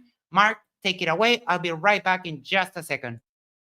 Yeah, I was just going to reiterate that I watched the MDD debate that sort of the chat GPT stuff was in. So I know what I saw. I know what I was in the chat saying, hey, I can't find anything to other people. I remember it very vividly. Didn't get it from anybody else. Didn't look it up. All I did was just go back in the video. I'll try and find it again. I'll go back to the Witsit videos. I'll find it. I'll place it on I'll do a video about it and but publish it. That's not a problem. I was asking Witsit when his maths was coming out, but I actually had a question for Rex Lee, and that's when you're saying it's a straw man and you keep using this straw man. I sort of want to push back on it and ask, how can it be a straw man if you're asking people what your model is? Like if you're saying, how far is it to the sun? Or what's the circumference of it? I'm not sure it can be a straw man at that point, because you're asking for measurements and quantities about your claims rather than telling them what it is. So how can it be a straw man? Well, you're you're thinking about the sun as if it's a physical object, right? Well, I mean, that's what we're asking. What's the distance to the sun? Like, if there's infinite, or if there's no distance because it's spiritual, then why doesn't the opposition say that? Well, that's where I'm asking. You assume the sun is a physical object. Well, no, not really. If that's a mistake, like, yeah, you can correct that mistake in the answer, but it's not really a straw man, is it? You're not saying, hey, you think there is a physical distance to the sun. And is the sun a solid object? Is it a physical object? That's my question. And my super chat, which didn't get answered, and this is why I will remain a flat earther forever, is because, for one, they tell us nuclear fusion is happening on the sun. How is that even possible while the sun is maintaining an axial rotation, if it's a physical object? Is the sun rotating? Yeah, that's what I'm saying. Like, in your belief system. Oh my God. yeah, dude, and you're like, It's like once every 27 days or so, I think. Something That's like non sequitur. that. Why wouldn't it be rotating? What? Do you not remember the question? Rex, is there anything about the nuclear sun you can fusion tell is us? happening. Like, what is the sun? Do you know? Just say no, nothing, or is Oh, there they're anything just about the sun? blatantly diverting to asking you questions now. yeah, it's a Well, diversion. I don't He asked know. you the question. And you I said, don't- well, what yeah, about if the I- flat Earth? So I asked a question and then you said, well, what about the sun kind of thing? So I think we're diverting a bit, but sure. I just don't know what about nuclear fusion would Because stop. your But model. hang I on, mean, let me finish. Don't Go ahead. just Go jump in over the top of me. I don't know what is it about nuclear fusion that will stop like the conservation momentum. That if something is spinning, like we say that accretion disks and at the start of solar system formation, it's spinning. What about nuclear fusion would stop conservation of momentum? all right, let's do a thought experiment. If you threw, Okay. let's suppose we were in outer space. Let's just suppose Sure. we were out there, a couple Yeah. astronauts in outer space. If you threw a grenade into outer space and it Mhm. blew up outwards in every single direction from its explosion, right? Do you think, like, let's say you threw that grenade like a football in outer space, like with a nice spiral, like a perfect spiraling direction, and it blew up outwards from the inside, outwards in every direction. Do you think it would maintain that spiral? Okay, I'm just trying to figure out, Rex, Yes. what the grenade is in this instance kind of thing. Like I'm trying to work out, like, because if you're saying a grenade is like the sun isn't a physical explosive that explodes. It's plasma that is currently undergoing fusion. It's not the same thing. The Right. sun isn't actually exploding. That isn't what's happening. What is happening is nuclear fusion is occurring inside this plasma, which is constrained by gravity, and it's emitting particles as that fusion process Well, occurs. first off, it's It's creating not, the gravity. excuse me. It isn't actually exploding like a grenade, as you're saying. But if you did throw a grenade into, as you say, and it exploded, it would the changes of that explosion would create new vectors for all the different parts of it, kind of thing. But it would still keep, through conservation momentum, the force that you imparted on it by throwing it. So, for instance, if you didn't impart that force and it was just sitting in space, all the bits might go out like that, and a bit might go perfectly horizontal to, say, a plane kind of thing. But if it's moving, it will still keep the inertia of going forward. So that bit, whereas it goes straight out, would go forward a bit. It would keep that momentum, as conservation momentum says. Until another force acts upon it, it will maintain whatever momentum it's got. And are you done? Yeah. Sorry, go ahead. Okay. Yeah, I think that's a huge problem within your model because, for one, Why? you don't just have the explosion, you have the implosion. You have the actual act of the fusion, which is a vector. It's everything being sucked inward, okay? And it doesn't matter. How many fusion events happen every second on the sun, do you know? I don't know. I don't know that information. Well, you should probably look that up. Like, it's a lot. Okay. And Yeah. So- So the sun What does isn't that have to do exploding. with the price of tea in So- China? So let me ask a question to you, Rex. Rex, I can't explain fusion, or I'd have to Google fission and fusion to remember which direction is. Okay, I don't know how the sun works. So can you explain to me how the sun works? Not about the globe one. Tell me about the flat Earth sun. What is everything you know about it? You just admitted you don't even know about the globe Earth one. I don't. I'm just asking. I did know. not I'm just admit asking. that. I'm You just literally asking just what, said those words. I'm just asking Witless, what the flat one Witless. is. I don't not have to know the required globe one. for someone to explain something. Like I I just don't want know you to- how. So someone on Just the to- panel just lied and said he didn't say that, and he quite literally just said it. So I did called the just guy say it, out. yeah, that's right. I can't explain the globe one. I don't care. I just want you to explain to me everything you know about the flat one without referencing the globe one. Just I explain want- the There's a flat one light to me. source in the sky. I asked Rex, but can you just I'll tell me answer- everything I'll you know answer- about it? Yeah. You can get a turn after Rex if you want, either Witsit or Toby. Fine by me. Rex, take it away. I would love to find out with you. Let's figure it out. Like, what the fuck is the sun? Because we know it's not fusion. So you don't know anything about it, basically? You're just saying, I hope we find out someday? Is that the answer? Well, the globe model that we've been taught obviously is not. I don't know correct. anything about. I don't care about that. I don't know about it. I'm not a scientist. I'm just asking you to teach me about the flat Earth But model. You're here's just saying the- you don't know anything. No, here's the fascinating thing. The entire heliocentrism model depends on the sun undergoing nuclear fusion. I don't these care. I don't scientists- care. I don't care.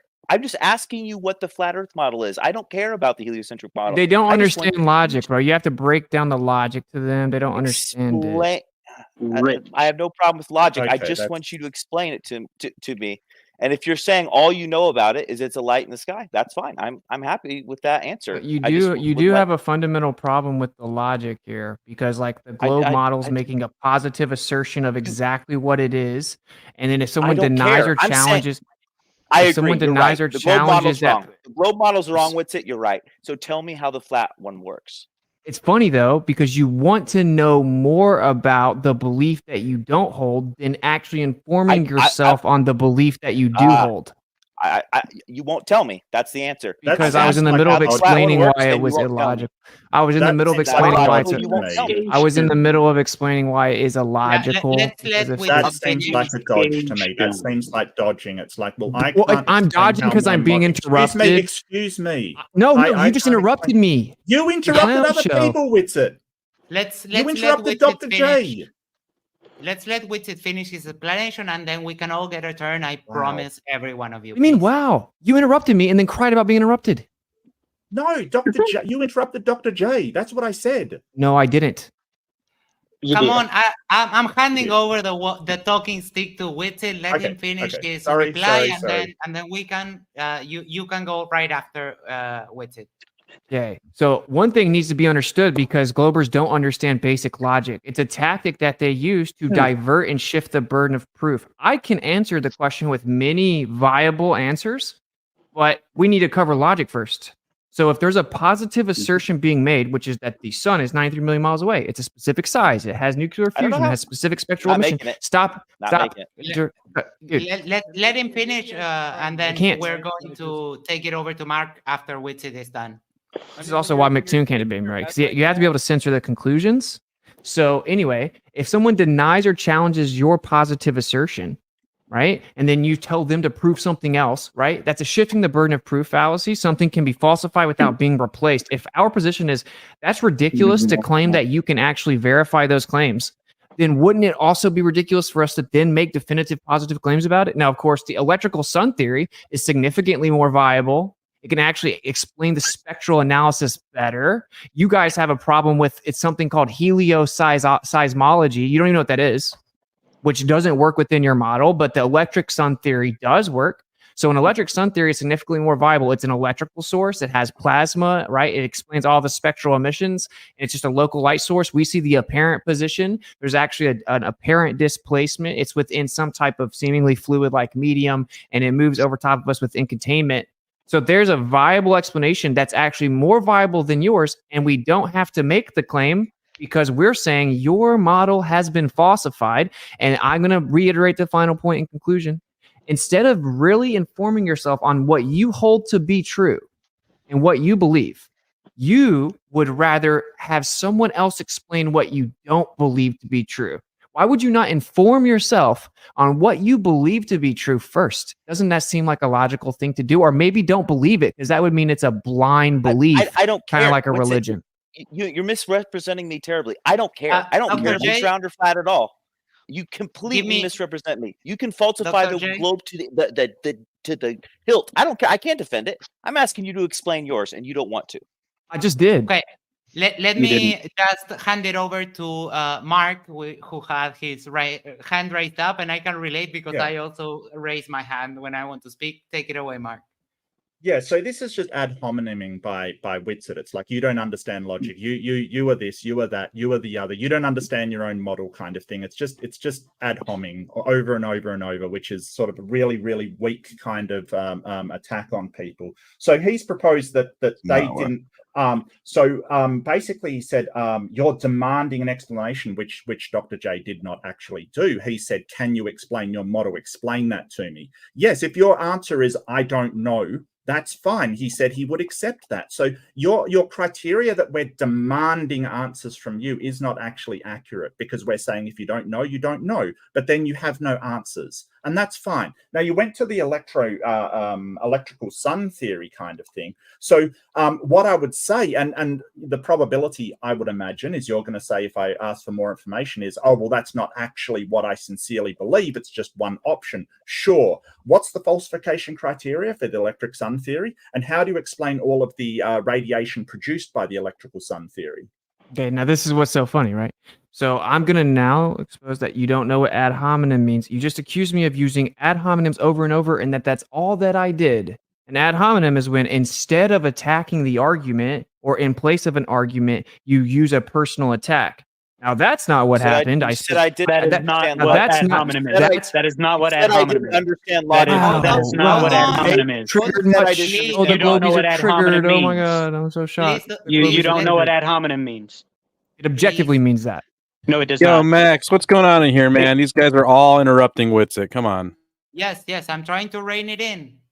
Let's let Whitsitt finish, and then we can hand it over to someone else. Can I to not reply. correct him on his misconception, which he's so ready to do for everybody else? I mean, he literally drew a line of logic. Everyone, Leave time it out. till Time after out. he's finished. 1 second. Yes, please. Let's let him speak, and we can keep it going. Because when we're all speaking at the same time, it doesn't go through correctly for the audience. So let's let Austin finish, and then I'll hand it over to you, Rodney.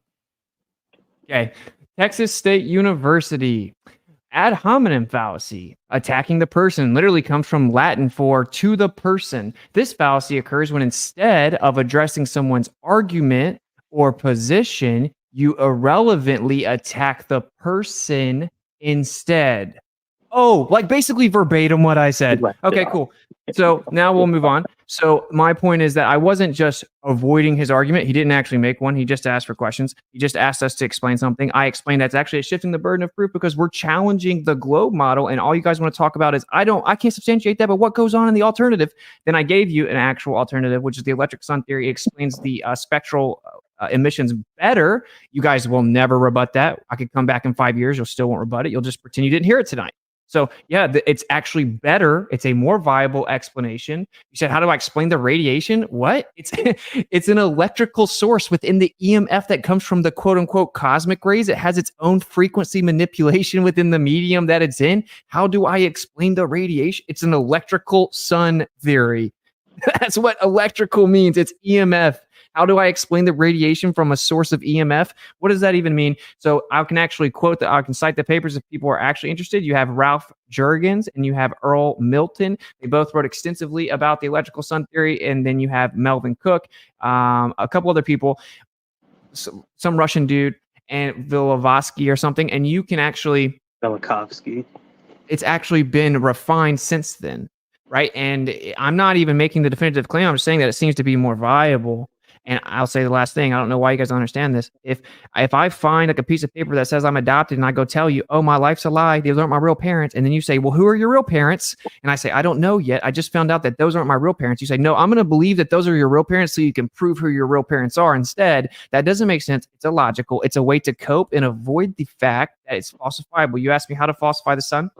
That's electro sun theory. I didn't make a definitive claim that that's true. Okay, but there are ways to falsify it. Show that the actual spectral data doesn't match an electrical sun. Show that the actual evidence doesn't match charged ionization within some type of fluid medium. Show that the actual observations and evidence doesn't match the electrical sun theory. That's how you would falsify it.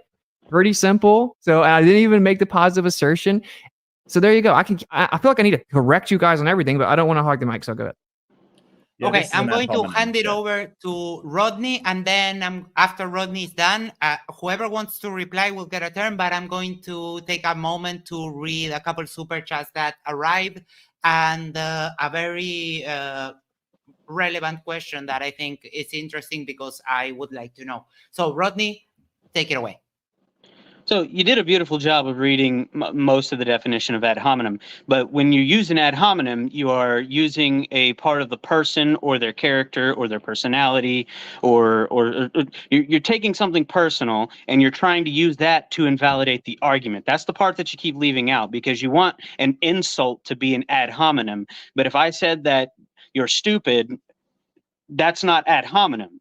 If I said something like, oh, well, Witsit doesn't know about souls because he's a ginger, that would be ad hominem. I'm using something about your person to invalidate your stance.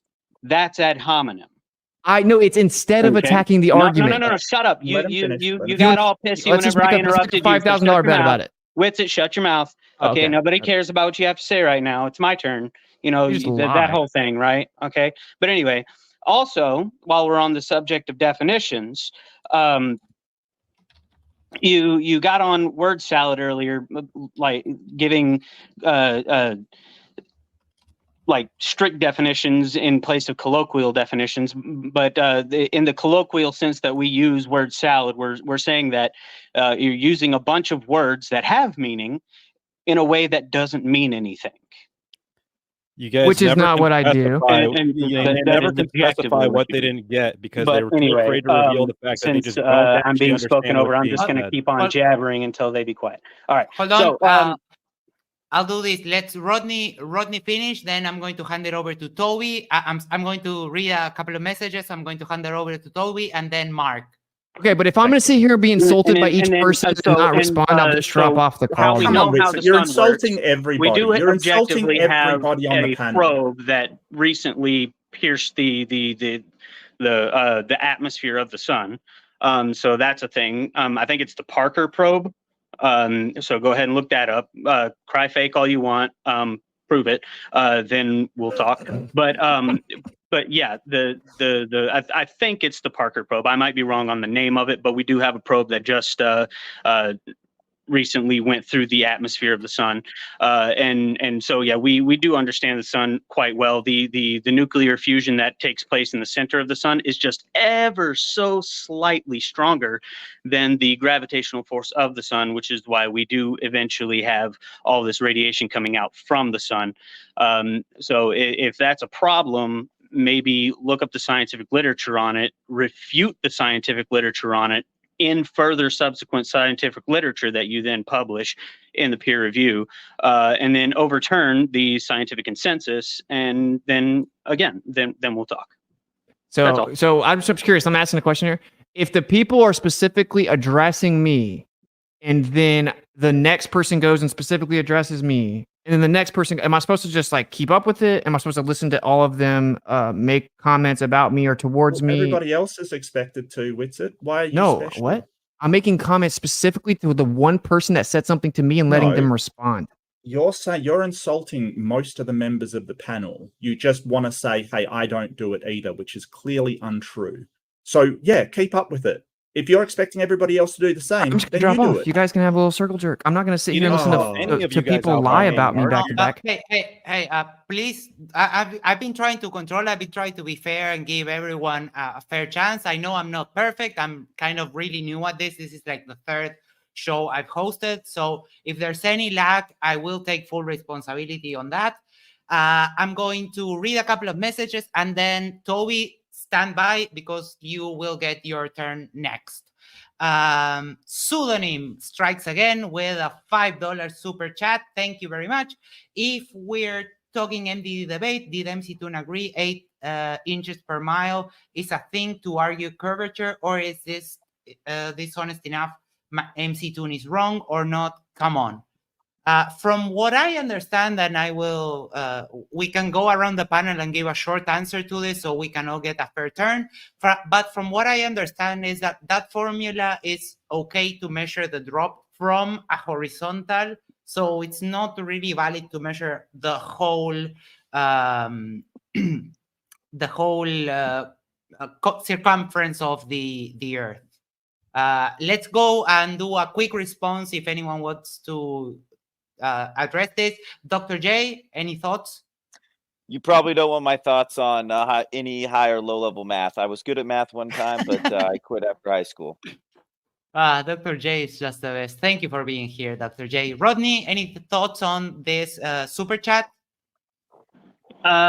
Nothing exactly specific. I don't think there's anything I could add of substance to that. Sorry. No problem. Billy, any thoughts? I'm gonna let it be. Oh, what a good song. Mark. Yeah, so what MC Toon actually said was that 8 inches per mile is a good measurement without taking any other factors into account. I know, indeed, from looking at the things, that you can sort of estimate 8 inches per mile over short distances. I think over, I can't remember the amount, 100 miles, it becomes inaccurate because there's a better calculation for the curvature of the Earth that isn't 8 inches per mile. And it doesn't take into account any of the other factors that go into it, like refraction or any other physics that might be happening at the time. Thank you very much for your answer and keeping it short and sweet. Rex, what are your thoughts on this super chat that Pseudonym sends? And he's back at it again, I see already. Thank you very much, Pseudonym. Rex, take it away. Well, it would be fascinating to see how big the world really is with long distance observations, if it were a ball. But yeah, I don't know. The 8 inches per mile squared, I have not done it myself, but I'm planning on it. Thank you very much. Toby, any thoughts? Yeah, I mean, I think that for the globe model, that's supposed to be accurate up to thousands of miles, was my understanding. Like very accurate with a pretty small margin of error. But yeah, it's crazy though. We wouldn't have to calculate that when we go to measure it. We have to calculate in that geodesic. So it's funny we can't actually just straight up measure it without applying a second layer abstraction to it. Thank you very much for also keeping it short and sweet. Witsit, take it away. When it comes to the physicality of Earth curvature, refraction is just a non sequitur. So when you say like, yeah, that's it, if you don't take into account all the other variables, what? No, we're just talking about the rate at which the Earth supposedly curves. So refraction is just a diversion to stay away from actually testing it. And of course, it's accurate up to over 1,000 miles, and the lack of accuracy actually benefits the globe. It actually is in your favor because it is less curvature. And I'm glad that we all agree that it took us till 2024. The Globers now agree that the propaganda piece by Professor Dave that got millions of views propped up and prioritized by YouTube that made fun of flat earthers for being stupid, not understanding that you can't use that equation because it's a parabola and flat earthers are so stupid they don't understand that he was actually just wrong, spreading blatant misinformation viewed by millions of people, and actually he doesn't understand basic geometry and how we can use up to 1,000 miles. So yeah, of course it's correct. It's not our math. It's the Earth curve calculators that are officially published online. Yes, that's how you test the Earth. Yes, they just beg the question, reify the R value, and then move it around and say that nothing can falsify the globe because light could bend around it infinitely. We get it. Thank you very much. Isa, any thoughts on this super chat? And let me remove the prompt so we can see you. There we go. Thank you all. I think what I would like to see is what the formula looks like. As I said before, I was a special ed teacher and I actually taught math. I taught algebra. And something that's really helpful in teaching math is showcasing how the formula works, how it operates. Let's see what are the results that we're expecting to prove a certain kind of argument. Let's put it through the formula, see what our results are, and if the results fit, then then we can sit. But I think that that would be helpful. So with this type of question about the 8 miles per hour, what is the expectation? How do we prove what is our end result? How do we know? How can we prove that this model is either globe or flat? I think that would be helpful and useful in this kind of dynamic. personally. Thank you very much. And we're going, no, hold on. I have a couple more. Oh, Pseudonym has been really busy today. He gives you some props. Dan Whitsitt, you're trying tonight against 90% boldness. Fair enough. Pseudonym is really active today. Whitsitt, FL disclosures can define their heads. Come on, Pseudonym. Yeah, they're just ad hominems. Why do you have to bring my boldness into it? I'm trying to be as fair as I can. We can have a laugh, but after a couple, it starts to get old. It's okay. It's the best argument Pseudonym's got, so, you know. For Glovers, does gravity attract another gravity? Glovers of coming either weak or playing innocent? Is there centrifuge or not? Does... helium, I'm not sure what you mean by there. If you want to send a regular chat to correct me on this word, just send it over and I'll keep an eye out. I can try to answer it. Go ahead. Yeah, gravity doesn't attract another gravity. Its mass attracts mass. Gravity is the phenomenon of the attraction between the two masses. So I don't know why. Is there a centrifuge? A centrifuge is the another pseudo force that a spinning thing will have, because of the way physics works, it will, you know, things will maintain their momentum and head towards the outside. So I'm not sure. Helium is second on the periodic table. I'm not sure what pull force mean, but no, it's second on the periodic table. Yeah, I'm not sure what he means by that. There's obviously a language barrier. He's talking about does helium get pulled down? Does mass attract mass? And if helium has mass, why does it not get pulled down? And is there centrifuge or not? I mean, it's pretty. Oh well, it's the difference between because things with more mass go down, helium is pushed up because it's got less mass than, say, oxygen and you know, neon and all the other nitrogen and stuff like that. Hey, Mark, can I ask you something? Sure. Does mass attract mass, or does mass bend and warp space-time? It's one's a phenomenon of the other. So there's no reason why that's mutually exclusive. Okay. If one is the effect of the other. Do you think that you guys can answer the question that MC Toon kept talking about that? Oh, by the way, just to correct that, my definition of ad hominem was just objectively correct. I didn't leave anything out of the definition. Well, I think we had an order of speaking, and I had stuff to address. So I thought we had just gone through the. I have one more question, and then I had Toby, and then Mark. If you want, I can have you over next. All right. And I would like, I am the one, someone posted this question in the chat, and I am extremely curious because this is the first time I've even heard this term. And Whodunit asks, what is helioseismology? And I am asking this too because I honestly have never heard this word ever in my life. So it's helioseismology. Yeah, helioseismology. Sorry if I mispronounced. Yeah, helioseismology. Yeah, it's related to the perturbations and the system of the sun, the way that sort of things move, like the what are they, solar flares and things like that. Basically, just the topology of the sun and how it moves, basically, is what it's referring to. No, it's not about solar flares or the topology of the sun. It's about the interior movement, basically like the sun's version of earthquakes, and how the actual perturbations from the interior of the sun do not match the model. That's what it's about. Well, it's not matching the model. It's how it does match the model. It doesn't match the model. Have you researched it? Tell me how it matches. You have no idea. You've never researched it at all. Oh, wait. You just claimed it matched. So tell me about it. Yeah, so it basically, they've done a internal structure showing that it does have internal rotation, showing that it does have rotation. It matches perfectly with what they expected. Show me that it doesn't. Okay, and I want to point out to the audience, you see how they do this so smooth. First, he didn't even know what it was. He said it was topology, which is the outside of the sun, and solar flare activity. And now he knows it matches. I did say perturbations. You said on topology and solar flares.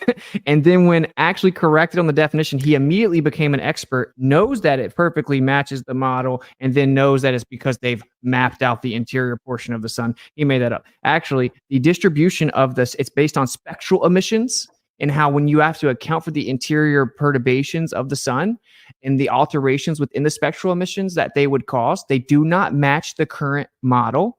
And they've had to actually change the elemental composition of the sun.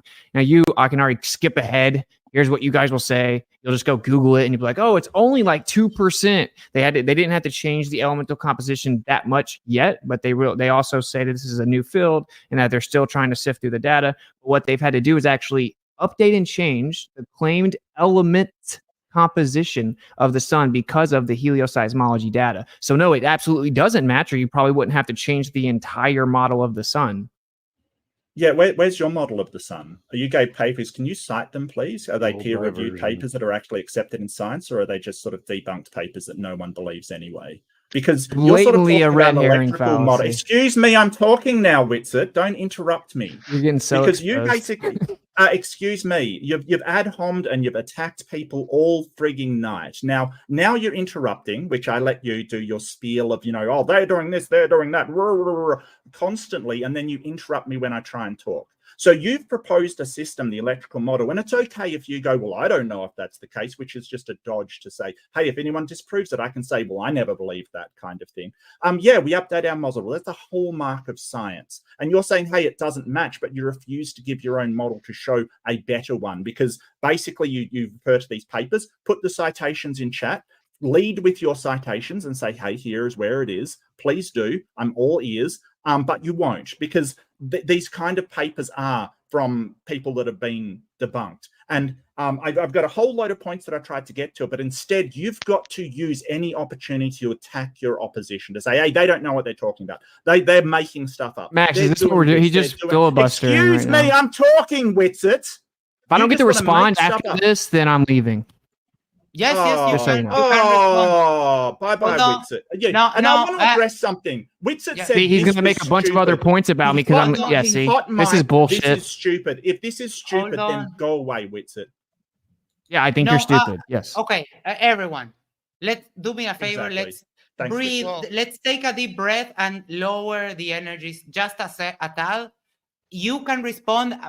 Toby, I do apologize. I'm bumping you so Witsit can respond, but I'll let you speak right after. I know I'm owing you a turn to speak, and I apologize for that. Mark, you can finish your point, Witsit, and then Toby. And please, let's try not to bump Toby again. He's been patiently waiting to speak, and I thank you for that, Toby. Finish up your point, Mark, and then we'll so let I just want to Witsit point out that is the person doing attacks. Witsit is the one that's saying all this kind of stuff and that insulting people left, right, and center. He just wants to sort of hide behind, well, I'm telling the truth about people. None of this happens when you get into a reasonable conversation with people, and sort of it always happens with Witsit from multiple different people, like MC Toon, who is perfectly pleasant and cordial when he's with something unpleasant and cordial. This is the problem. And sort of, so when I say, hey, these scientific papers say that it matches the model, Witsit just says, no, they don't. And they've changed their scientific model. Yeah, we update things among time. That's not a deficit. But if you think you have a better model, put a paper out on it, Witsit, submit it to peer review. Because the people that are doing this with the electric model, generally, they're not getting good results. And that's not fitting what we see from the sun. And I've got questions about sort of, different types of radiation from the sun and how you explain it, where the power comes from. But I'll save that for my thing if you're bumping somebody else. Yes, Witsit, you can respond, and then we're going to hand it over to Toby. Yeah. Okay. So let's just recap what happened. And if he hadn't got stopped, he was going to scatter on a bunch of other points to avoid this. But what clearly happened was you didn't know anything about helioseismology. You still do not. And then you tried to pretend that you did. You threw out some made-up definition about solar flares and topology. I then corrected you and said, no, it's actually about the interior portions of the sun and basically like its version of earthquakes and perturbations from the interior, the exact opposite of what you said. You then acted like you were an expert on it after not even knowing what it was. and claimed that the interior mapping matched exactly what the model was. I said, no, it doesn't match the model, actually. You said, yes, it does. I said, okay, then explain to me how it matches, because I know you don't know what you're talking about. You didn't even just now know what it was. Then you said, tell me how it's not wrong. And you made up some claim about how it matched and had no idea what you were talking about. Then I corrected you and said, no, actually, it didn't match. And that's why we've already had to begin changing the elemental composition, because it actually affects the spectral emission, the spectral line interpretation of the sun. And they've already had to change it. They admit they're still working on it. They're not, it's a new field, and that they're afraid they're going to have to keep changing it. You didn't know any of that. And then when I pointed all that out to you, after you clearly didn't even know the definition, just clearly fraudulently tried to pretend that you were an expert on it 3 times, got exposed. Then when I called it out with specificity, you then said, where's your model that's better? Which was a red herring and a diversion and shifting the burden of proof. And of course, if you were paying attention, you would know I already pointed out that it explains the spectral line data better. So if after that I then say, oh, helioseismology has shown that your spectral line interpretation doesn't work, well, let's put 1 and 1 together there. The electrical sun theory explains the spectral line fluctuations and the actual perturbations inside the sun better than the current model that actually had to change the elemental composition to explain it. Okay, so you said that you've looked at it, and these papers are by people that have already been debunked. You've never read the papers. You don't know what you're talking about at all. That you just preemptively dismiss a paper you haven't read, because that's what Glovers do, because it's a belief system. If you actually would read them, then maybe you would know what you were talking about. So there's the summary of what actually happened. And I'm going to correct this at the end here. I was objectively right about ad hominem. Obviously, it's attacking the person instead of the argument. You try to say, no, it's trying to discredit the person's argument by attacking the person, as if that was something different than what I said. I just read it from Texas State University verbatim. It's irrelevantly attacking the person instead of the argument. If I say something like, well, obviously these guys don't understand logic, let's break it down, and then I make a specific argument, that's not an ad hom. Please do not use fallacy accusations if you don't comprehend what they mean. All right, and then I'll pass over to Toby. Toby, thank you Okay, for citations, please, in the chat. What's it in private chat? Citations, please. Thank you. Toby, thank you for your patience. I really appreciate you holding your ground, waiting for your turn. Take it away. What are you thinking right now? Go side. Yo, thanks for finally modding a little bit. I appreciate that a lot. Just say it's been kind of frustrating. It's sad. Like, I heard one of you say you just can't be bothered. Apparently, you just don't care to know if you've been lied to. One of you said you refuse to even entertain flat Earth or geocentrism because there can never even be an argument, quote unquote. That's just like self-thought censorship, man. That's a scary place to be. I would really evaluate the way your brain's functioning if you're censoring your own thoughts like that. But moving on, like, you guys use word salad as a self-defense, and that's really sad because it usually means you guys just don't understand, is what I've come to realize. If you guys did understand, then every single time that you said that he was using word salad, you'd be able to specify the words that he used incorrectly and how he was using them incorrectly. But you guys never do this. I've never heard anyone be specific like that, say which word he used wrong and why it was wrong. I've never heard anyone properly explain it. And as a matter of fact, when someone does understand him and then you guys come along and say that it is word salad, how do you think that looks to the person that understood him and understood it succinctly? And then you have a Glober come along and say that you should rethink using that tactic, because when you do that, the people that are listening that did understand it, because he actually just uses concise words that are describing scientific phenomena, which, what do you know, is not always so free of nuance. You actually have to get into the details with these things sometimes. So when you guys do the word salad thing, it makes it seem like to the person listening, like, oh, it kind of exposes you, honestly. I don't know how else to put it. But that's pretty much it. I heard some assertions about what's going on in the center of the sun. And then you guys throw out some theories about the sun, right? You throw out these theories and you say, disprove these.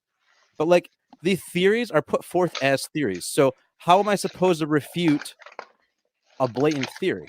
Like, I don't refute the fact that the sun could be, doing some kind of nuclear fusion or something. Could it be doing that? Maybe that's possible, but I'm not making that assertion. And my whole point is that I can't go, you guys act like we should somehow, it's a dishonest tactic as well to pretend like we should somehow have measurements of distances to a sun that appears to be in an apparent position. So, like, to try and act like somehow we have the same scientific apparatus that you have, and that we would have some kind of a framework that we pull from that's all cohesive, and that we all work with a uniform brain. Like, we actually have the exact opposite of that. We actually all think for ourselves, and we're all trying to piece things together, and we're not the ones making assertions. We're just trying to figure things out. And you don't have to care. That's fine if you don't want to care. But that's, that's our honest perspective. That's pretty Okay, much all. I see Rodney with his hand up. It was my turn after that. It Oh, was oh my yes, turn sorry, after- sorry. Yes, yeah, I promised Cody. you. So Okay, then Rodney so can what's talk. An ad hominem attack is a personal attack where you try to undermine somebody's credibility by using something about themselves that you say is true. So when an ad hominem is things like, you don't understand logic, that's an ad hominem to start off. You're essentially poisoning the well to sort of say, don't trust this person.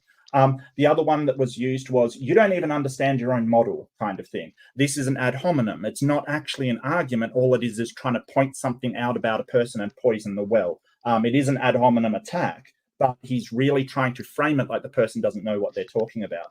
And he went on to make ad hominems, called me stupid. This is what Whitsett does, while saying at the same time it's what the opposition does. Now, Texas State, we weren't avoiding the argument at all. You went into spectral emissions, and the electrical source is frequency manipulations of the field. Can you tell me what is actually manipulating the electrical field? I would like to know if electrical universe is true, what is producing the ionizing radiation as opposed to the non-ionizing radiation? Because the ionizing radiation is not produced by electrical fields. So what is actually producing them in the electric universe? If you could provide us the criteria for that. The articles that you produced, or supposed articles that you produced, are not, in fact, two of them aren't in fact articles. Two of them are New Scientist, which is a media, like a scientific reporting newspaper. It's not actually a scientific article that's been peer reviewed at all in any way, shape, or form. There is and just because you have an article to Progress in Global Helioseismology, it doesn't unless that paper actually says that the electric universe is true, then you've got absolutely nothing. All you've pointed out is a problem with the current model. You haven't pointed out any kind of support for your own. But, I'll go through these articles. That's not a problem. But I don't think they're going to say what you're claiming they say. And I can share them around with a few physicists who can also investigate them as well and come to that conclusion. I'm willing to read them and look them over, but unless they actually support an electric universe, you have literally squat. Here's another ad hominem. I don't understand how any of you are not understanding this. You're making the ad hominem that we're not understanding what it is that you're saying, and that you're trying to basically discolor that person's character into being, oh, they're not smart enough to know what I'm saying. It's very evident what you're doing, Whitsett. All of these are attacks, personal attacks. It's just you believe for some reason you don't make them and accuse everybody else in the universe of making them when they're against you. That's what you're doing right now. It's a way to cope. Another ad hominem. You're actually using somebody's, sort of reception of your argument as reason why your argument is true. I don't think you understand what an ad hominem is. I don't think you understand what poisoning the well is. I don't think you understand any of these logical issues. I could be wrong. Please demonstrate that you're wrong by not misrepresenting what the logical fallacies actually are. You said that spectral data does not match observation. That's a positive claim. Can you explain how spectral data does not match observation? Because the spectral analysis of the sun brings it into line with nuclear fusion, nuclear synthesis. So if it is not fusion, and we know that ionizing radiation is being produced, can you explain, A, what the power is that is powering the field, the frequency manipulation of the field, and B, what is actually causing the ionizing radiation to be released? Oh my God. So you say so many things. So this is why it's yeah, because I have to address all the things you just scattergun, right? All of this was your things.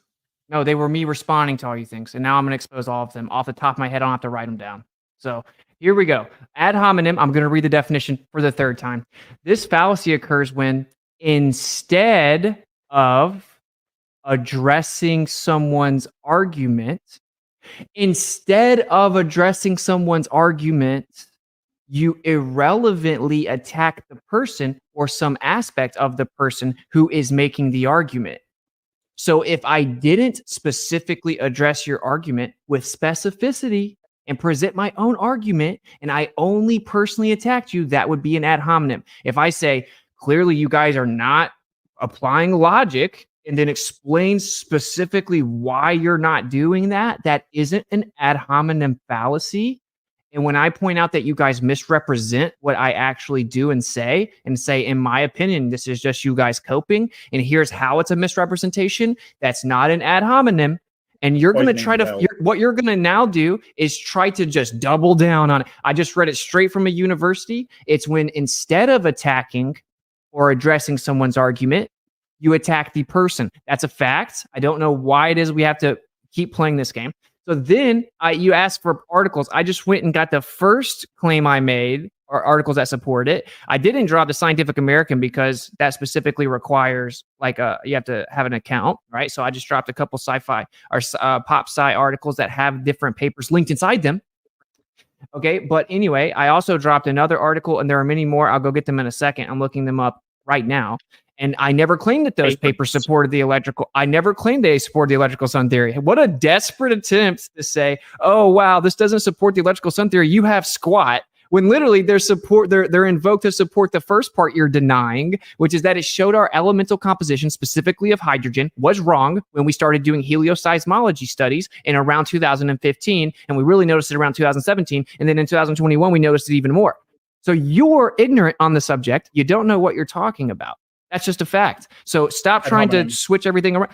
No, you are objectively ignorant on the subject. You didn't know how to define helioseismology. You defined it wrong in front of everyone, then tried to pretend you knew what it was. Then I corrected you, and then I dropped the papers. You tried to pretend that I'm saying this supports electrical sun theory. I'm not. I cited the authors that wrote papers about that. I'll drop them all in there, right? So there's all the stuff you listed off the top of my head, and this is not the best way to have conversation, because what happens is people have to talk so long. Rodney's really triggered on talking long, I guess, but you just talk forever and you say 50 things about me, so I have to respond to it all. But it would be better to have cordial, respectful, concise conversations where people make points back and forth. Everyone can interact. But no, we have to go on 3-minute monologues about what's wrong with Austin. Then he has to defend himself with specificity. So I just called out all your tactics. Right? I dropped those papers about the very claim that you challenged. The separate claim would be electric sun theory, which I said I'm not definitively claiming, but I think is more viable, is my opinion. And I'll drop the papers about that. So you were wrong. You're literally trying to use sophistry, which is the use of fallacious arguments to deceive the audience and claim Austin's sending articles that are irrelevant to what he's supposed to be supporting. Ha ha ha. But that's not what's happening. That's dishonest. It's the use of fallacious arguments. It's a straw man. It's a misrepresentation to make me look like I'm discredited. So it's whatever. I just exposed it. You didn't know about it. It's okay. We don't know everything. It's okay to be I don't know that much about helioseismology. Oh, okay. So yeah, we had to update the models. It didn't match. They're saying a lot of the helioseismology data doesn't match, and it's because of the spectral emissions. We had to change the elemental composition by roughly 2% when it comes to hydrogen. That's a lot, dude. If you knew anything about the history of the spectral interpretation of the sun, changing the elemental composition by 2% is a lot. It's a ton, actually. Okay, I mean that's why everyone wrote articles about it. So anyway, there you go. And I'm going to end it by reading the ad hominem fallacy definition again, because I know you're about to just try to twist it again, which shows that you're bad faith. The fallacy occurs when, instead of addressing someone's argument or position, you irrelevantly attack the person or some aspect of the person who's making the argument. So if I personally attack you and I don't address your argument and I don't rebut your argument, that's an ad hominem.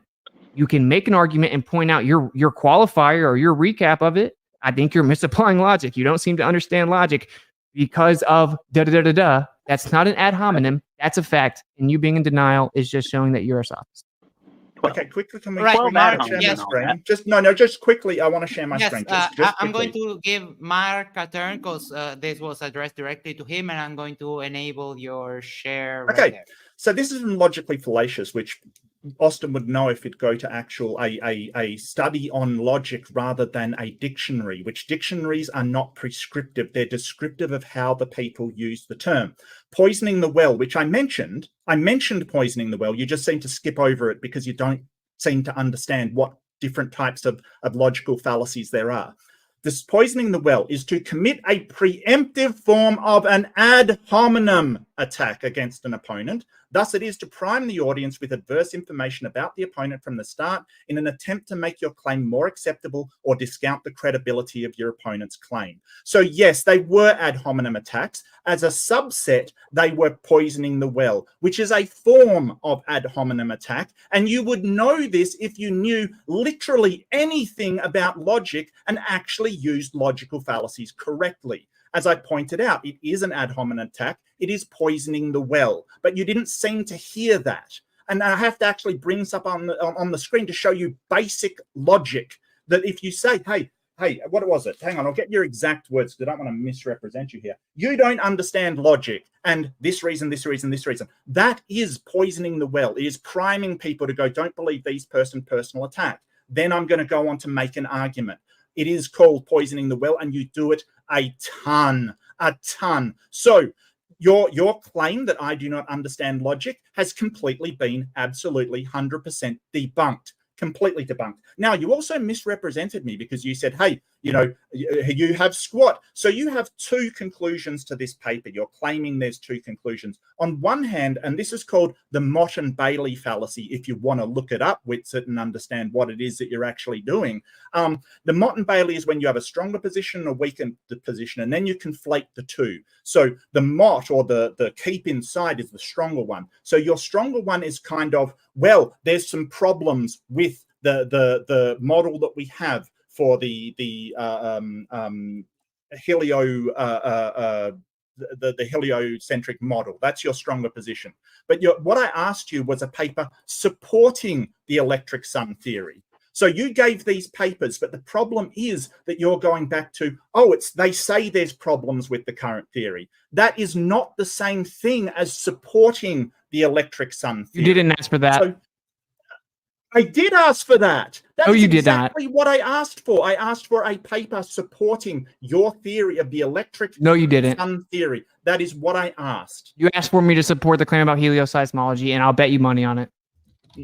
Okay, Whitsett. Yeah, just. Well, do you have a paper supporting the electric? Yes, I'll drop those as well. And poisoning the well is only if the adverse information about the opponent is irrelevant to the argument. You got smoked again. Move on. Max, can we please? Whitsett can't help himself. He's got absolutely You're getting no smoked, self-control whatsoever. Yeah, someone's that's smoking somebody doesn't have to tell everybody he is Whitsett. Well, I mean, it's pretty obvious. You're right. I don't have to tell anyone. Yeah, just beat your chest. I'm sure everyone's convinced Whitsett. Okay, can we move on from this 5 minutes back and forth? Yes, actually. Yeah, so Whitsett wants to just talk verbatim and then cut people off. Whitsett, you're a disgrace to debate, quite frankly. I should cry about ad homs. Hold on. Oh, why don't you leave and in tears, Whitsett, like you usually do? Like, seriously. Please. Let's bring it down a notch. We're going to go around the panel, give our final thought, and we're going to wrap it up for tonight. We're going on 2 hours and 5 minutes. I want to thank every one of you for coming here, taking the time to hang out with me at the after show. I hope that I made you feel welcome, and I do apologize. I do apologize for any shortcomings I may have as a moderator in the after show. I'm kind of new at this. I will get better, I promise, but I do thank all of you, and I do appreciate all of you taking the time to hang out here with me and with the Matters Now team. So let's go with Dr. J, final closing remarks, and we'll take around the panel. Let's try to keep it short and sweet, please. So it's 4:30 a.m. where I am, and I need to get to bed. God damn. I'll try, Max. Well, thank you, Max. Thanks you so much. That's a Herculean effort, mate. I do have a few thoughts. I don't know anything about Shintoism, and I don't care. But if someone were on the panel, I'd be really interested to talk to him about Shintoism and have him tell me about it. So when I ask flat earthers to tell me about their thing, I don't care. They could be right, they could be wrong. but I usually don't get anywhere. I can't prove them wrong, right? I'm unable to argue this with anybody. Maybe you could have me and Issa argue about it just to laugh at us. I don't know. Maybe I'm being unfair to Issa in this situation, but I'm just like curious what a flat earther thinks about the world and the sun or whatever. And I'd really love to be able to do that sometime. I'm just curious. I can't out argue you or tell you're wrong or prove my model or prove yours wrong. I just like always curious what flat earthers think. I'd love to be able to do that at some point, to try to learn what flat earthers think, just for fun. I don't believe in Shintoism and probably never will, but I would be cool with learning about it. So anyway, that's kind of the perspective I come from, and I always I never get too far. Sometimes it's because of flat earthers, but honestly, sometimes it's the Globers too, because I just don't, there's a lot of people on the panel. But anyway, I'd love to be able to do that. Thank you very much, Dr. J. We really appreciate you coming here and hanging out with us. Rodney, final remarks. Please try to keep it short and sweet. I mean, I guess I could just say that I'm so thankful to have Austin Whitsitt here to tell me what I think and what I believe and what I know and what I am, and just be all up in my head and really just pull it all out of me and really just expose me. I'm really thankful for that. Just so glad that could happen tonight. But I guess going all the way back to what this is about, the debate between MC Toon and Nathan, I really didn't get anything new from the flat earther side. It's all, as has been said, recycled arguments that have been disproven time and time again. There was nothing added to the flat earther side. And I guess I could say the same thing about the globe earth side. There was nothing more said that hasn't already been said to disprove the flat earth whatever, delusion, lie, imagination, whatever you want to call it. It hasn't changed in however long the argument has been going on. And so it seems to me that this really is a done deal, and it just serves to keep repeating itself. Thank you very much. Billy, final thoughts.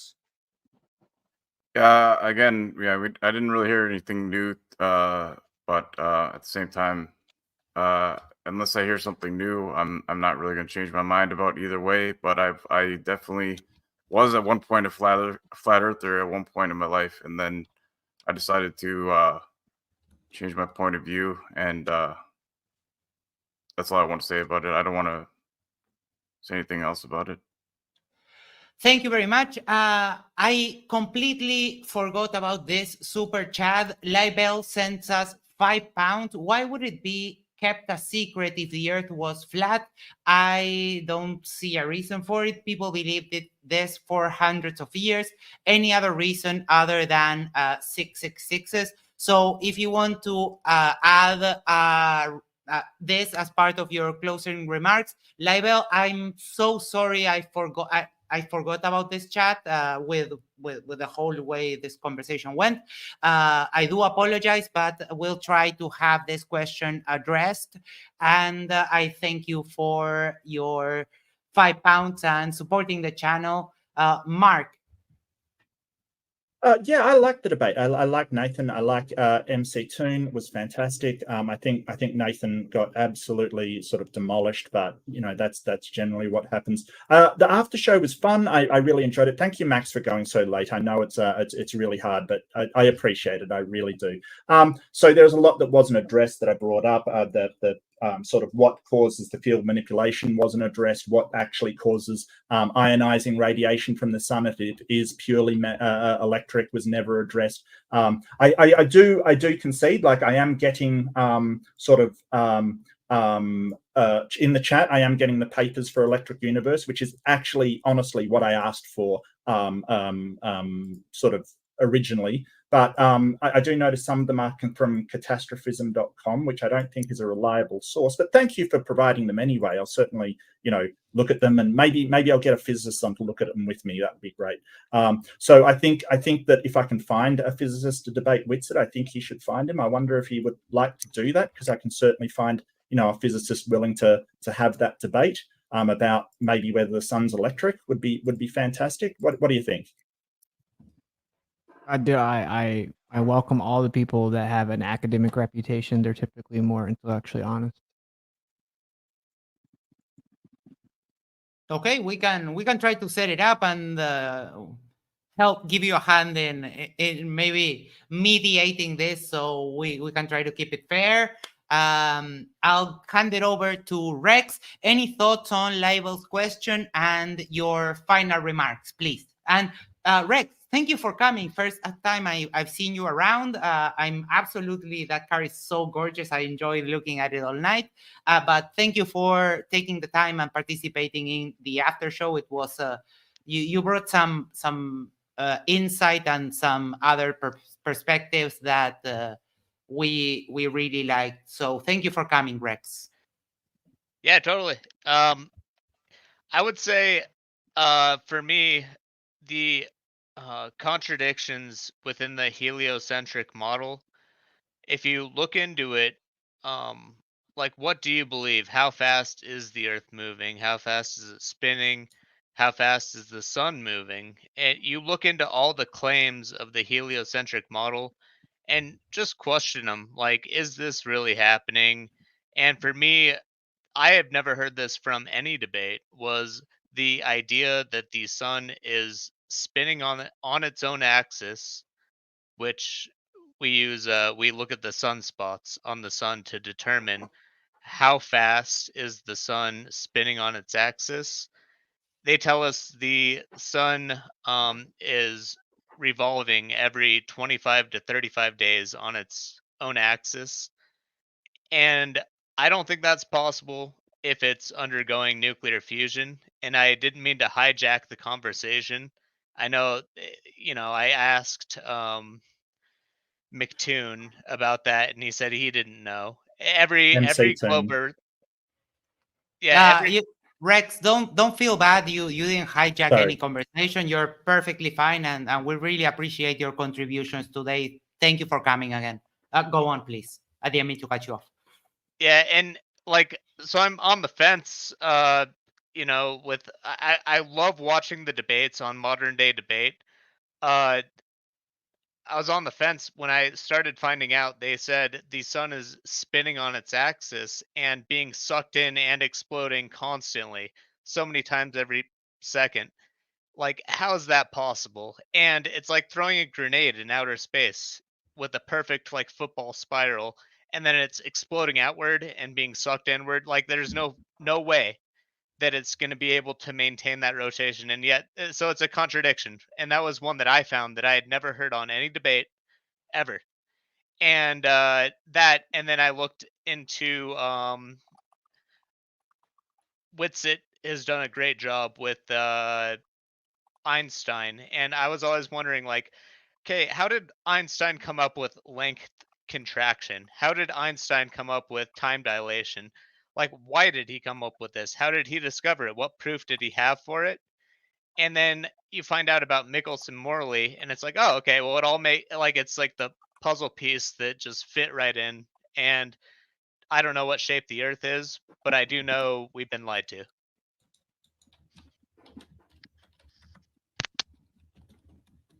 Okay, thank you very much, Rex. I'm Toby. If you want closing remarks, and if you have any thoughts on Libel's question, feel free to address it or not. It's fine. Go ahead. Sure. Yeah. Real quick on the question. I mean, there's a million reasons. It could be that they're trying to hide land in the outer circles. It could be that they want us to not believe in God so that they can trap our soul or something. It could be just simply for psychological control.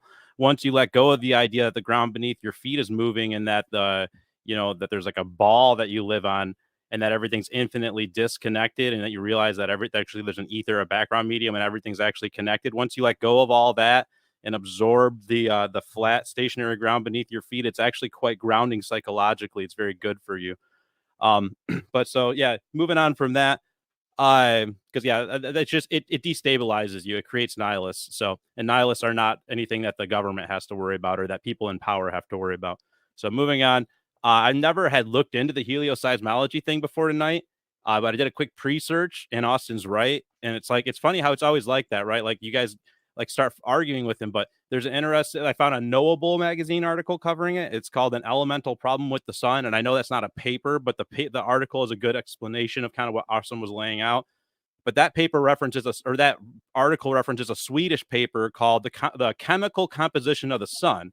And that in that paper, they say verbatim, particularly noteworthy findings are significantly lower abundances of carbon, nitrogen, oxygen, and neon compared to the widely used values of a decade ago. So there you go. And this is just another example of how everything in your guys' model is always ad hoc. It never makes predictions. Like that was not a prediction that your guys' model made. That's something that you guys had to absorb as an ad hoc post-diction after the fact. After you found out you're wrong, you're now going to try and use that to say why you were right. But anyways, on the topic of having a PhD or someone qualified to actually debate Witzit, that would be awesome. But sad to say, they usually don't do it more than once, and they always seem to run, man. Like. And now MC Tunes running from Allen, they seem to just all be afraid of us at this point. But you can pretend this is just a Shinto religion because the implications are too major and you'd rather stick with the lie than let your worldview shift. And I can't blame you for that, because honestly, it was really nice to be ignorant. In a lot of ways, it was really nice to be ignorant. But if for anyone, so to close out, if anyone's interested in unwinding pseudoscientific nonsense like relativity and 7/6R magical refraction rates that make things bend magically around a curvature, then you can come talk to us over at Ether Cosmology. We're on YouTube, we're on Discord, ethercosmology.com. I'm going to be building out more of a website soon. But yeah, and also thanks, Max, so much for having us on and for hosting. That's all. Thank you for coming. It's always a pleasure having you here. And we appreciate every time you come around. Austin, final remarks, and if you want to address the question. Yeah, I mean, I think it's obvious if you haven't figured out why they would lie. Land is super valuable, resources are super valuable. There's a finite amount of land. The implications of a geocentric position philosophically are quite wide. And everyone that's ever really created the current heliocentric model knows that. I mean, it's common sense. So truth matters, and that should be enough, to be honest. But anyway, I will say, like, when it comes to like what Toby was saying with that paper, like what I don't understand, right? Like this instinctive response to just that claim that I'm making stuff up is really kind of weird. Like imagine me like just randomly sitting in my room, like, you know what? I'm going to make up a story about the elemental composition of the sun being wrong due to helioseismology. You would think that people are smart enough to know I clearly didn't make that up, right? I mean, we had to drastically change the elemental composition. And I will say that we keep on seeing this. What happens is we find these papers that kind of challenge the mainstream, but they're not just abstract random concepts and theories. They're based on actual evidence. And when we try to present them to these globe earthers that they're claiming we're scared of, it's literally the opposite. Then they never research them. They never study them. They all just repeat the same script. Oh, that's just some quack. Oh, that hasn't been peer reviewed by enough people. Oh, well, there's someone that disagrees with it online. Therefore, it's wrong. They just never read it, never research it. I find it weird, right? Because we not only research those papers, we go read all of the top level critiques of those papers, and we know how to represent it on your side better. And how whenever you detected linear motion with interferometry with Ruan Wang, people don't just say nuh-uh or say what McToon said in the debate. They say, oh, well, if you invoke absolute space and create a cylindrical coordinate system, then you can try to explain it within relativity, which of course doesn't explain anything because you can't have absolute space. And they admit that's a problem. These are professors in the fields that we're talking about. So anyway, in closing, bro, the reason that flat earth is going nowhere and you guys are doing nothing whatsoever to stop it and it's only growing is because of stuff like that. There's one side that's diligently researching everything and finding the discrepancies. And then there's another side that's just gaslighting and telling you that we don't know what we're talking about and just basically lying and handwave dismissing the evidence. So I encourage people just to research it for themselves. It is what it is. If flat Earth are so stupid, you probably wouldn't obsessively try to debunk it for 8 years. It would have never even been a thing. So I think we all know the truth is that we know. And last thing I'll say, 2024 is going to be a rough year for you guys. We're taking away satellites. We're taking away celestial navigation. We're taking away claimed Euclidean visual space. And we're taking away the sky. And that's going to be rough for you guys. I mean, there's literally no rebuttal to any of them. Like when you claim that these things don't work on a flat Earth, we've proven that they do now objectively. And so you guys are going to spiral pretty hard. But yeah, that's about it. So, and then like Toby said, check them out on Ether Cosmology. That's where we kind of cover a lot of this stuff in depth if you actually want to learn. If you don't, then just like desperately listen to the people that claim that we're wrong without knowing anything about it, like Mark did with helioseismology, pretending to know about it, and then just, ignorance is bliss, I guess they say. Okay, so there's another ad hominem. Thank you, Richard, for showing you have no actual argument. Hold on, Mark. We're almost done. I really need to go to it. It's almost 5 now. What you said sounds very interesting. So I really can't wait because this that would lively up the debate, and I'm really excited. Isa, final remarks, and if you want to address Libel's question, I'll put it up for just a second so you get a chance to look at it, and I'll put it back so I don't cover your face while you're speaking. All right. It was a gauntlet. I would say this whole night was a gauntlet. I would say, okay, to address the question basically is formulating that there's a kind of a conspiracy that's going on. I'm going to be very frank. When I read this, it sounds like it's not really fairly looking at the other position. It's sort of gaslighting. It's kind of gaslighting flat earthers, in my opinion, where it's like, hey, come on, guys, you're like really stupid. Look at this situation. It can't be, this can't be real. If it was real, your Illuminati stuff, all that stuff is fake.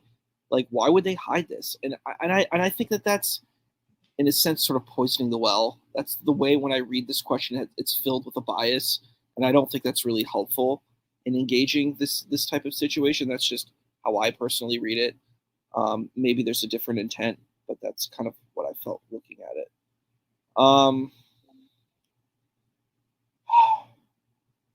The one thing that I think is lacking in these debates, like having been like done AmeriCorps and been a teacher, I think it's super important, and Dr. J and I are like on the same team with this type of situation. You really have to dumb down all these things. Act like we're like children and don't know anything about this stuff. Come into this space where you're like, I don't know anything about it. But every time I come into these debates, I feel like I'm coming into like, I don't know, like a physics class, and I'm like 3 weeks or 3 weeks late to class, and there's all this stuff that's been covered in the class, and you're coming in and you're like, okay, what's all this information? I have to research all this information. And I think, so like when I debate, every time I do this, I explain every single thing I'm talking about. I try to make it really, really simple, because I think it's not really fair to have this like highfalutin type of conversation, and then you're like really excluding everyone else from the conversation by saying, I'm going to use all this like language. Like for example, I heard this concept ether being used over and over again. Ether can mean multiple things. Ether was also kind of like a drug that people used, to kind of help like, what is it called? Like, calm the person down. It's like an ancient type of drug that was used. Sedative. A sedative. Thank you. That's the word I was looking for. Thank you. I'm really exhausted. Sedative. And I think it would be really, really useful to like, let's have this terminology. Let's define. And I liked when Whitsett explained when he said, okay, we're going to talk about ad hominem. Let's break it down. And then Mark said, I'm going to define what it means. That's the kind of stuff you need to do in these kind of debates. I really felt that was lacking on both sides. And I agreed with what Dr. J said. It's hard to be invested. What am I investing myself in? I'm 4 weeks late to the class, and you're just talking about all this kind of stuff. How am I going to be included? How are other people going to be included into this conversation? That's super important that you like say, I'm going to create, and it's difficult because you have all these out. You have only a limited amount of time to communicate this narrative. Okay, maybe focus on like 1 or 2 concepts. Don't talk about 20, 30, 40, 50 concepts in the conversation. Focus on like, yeah, let's say 3 to 5 concepts. Hone in on that. Say, okay, let me deconstruct what these concepts mean on both sides. And then I think find what the common ground is, find where the differences are, and then we can have a really deep dive conversation. I think that would be really helpful, I think, for majority of the audience, instead of being like, hey, I'm in college class, 4 weeks late, no idea what's going on. I think that would be better for everyone, personally. Thank you very much. I'm going to put you all in the back room just for a moment so I can close out, do some light housekeeping before I go, because I really need to go to bed. Thank you for watching, liking and subscribing this video, and I want to give a big thank you to all the channel members whose support allows me to bring you more content like this in the future. Thank you so much, everyone.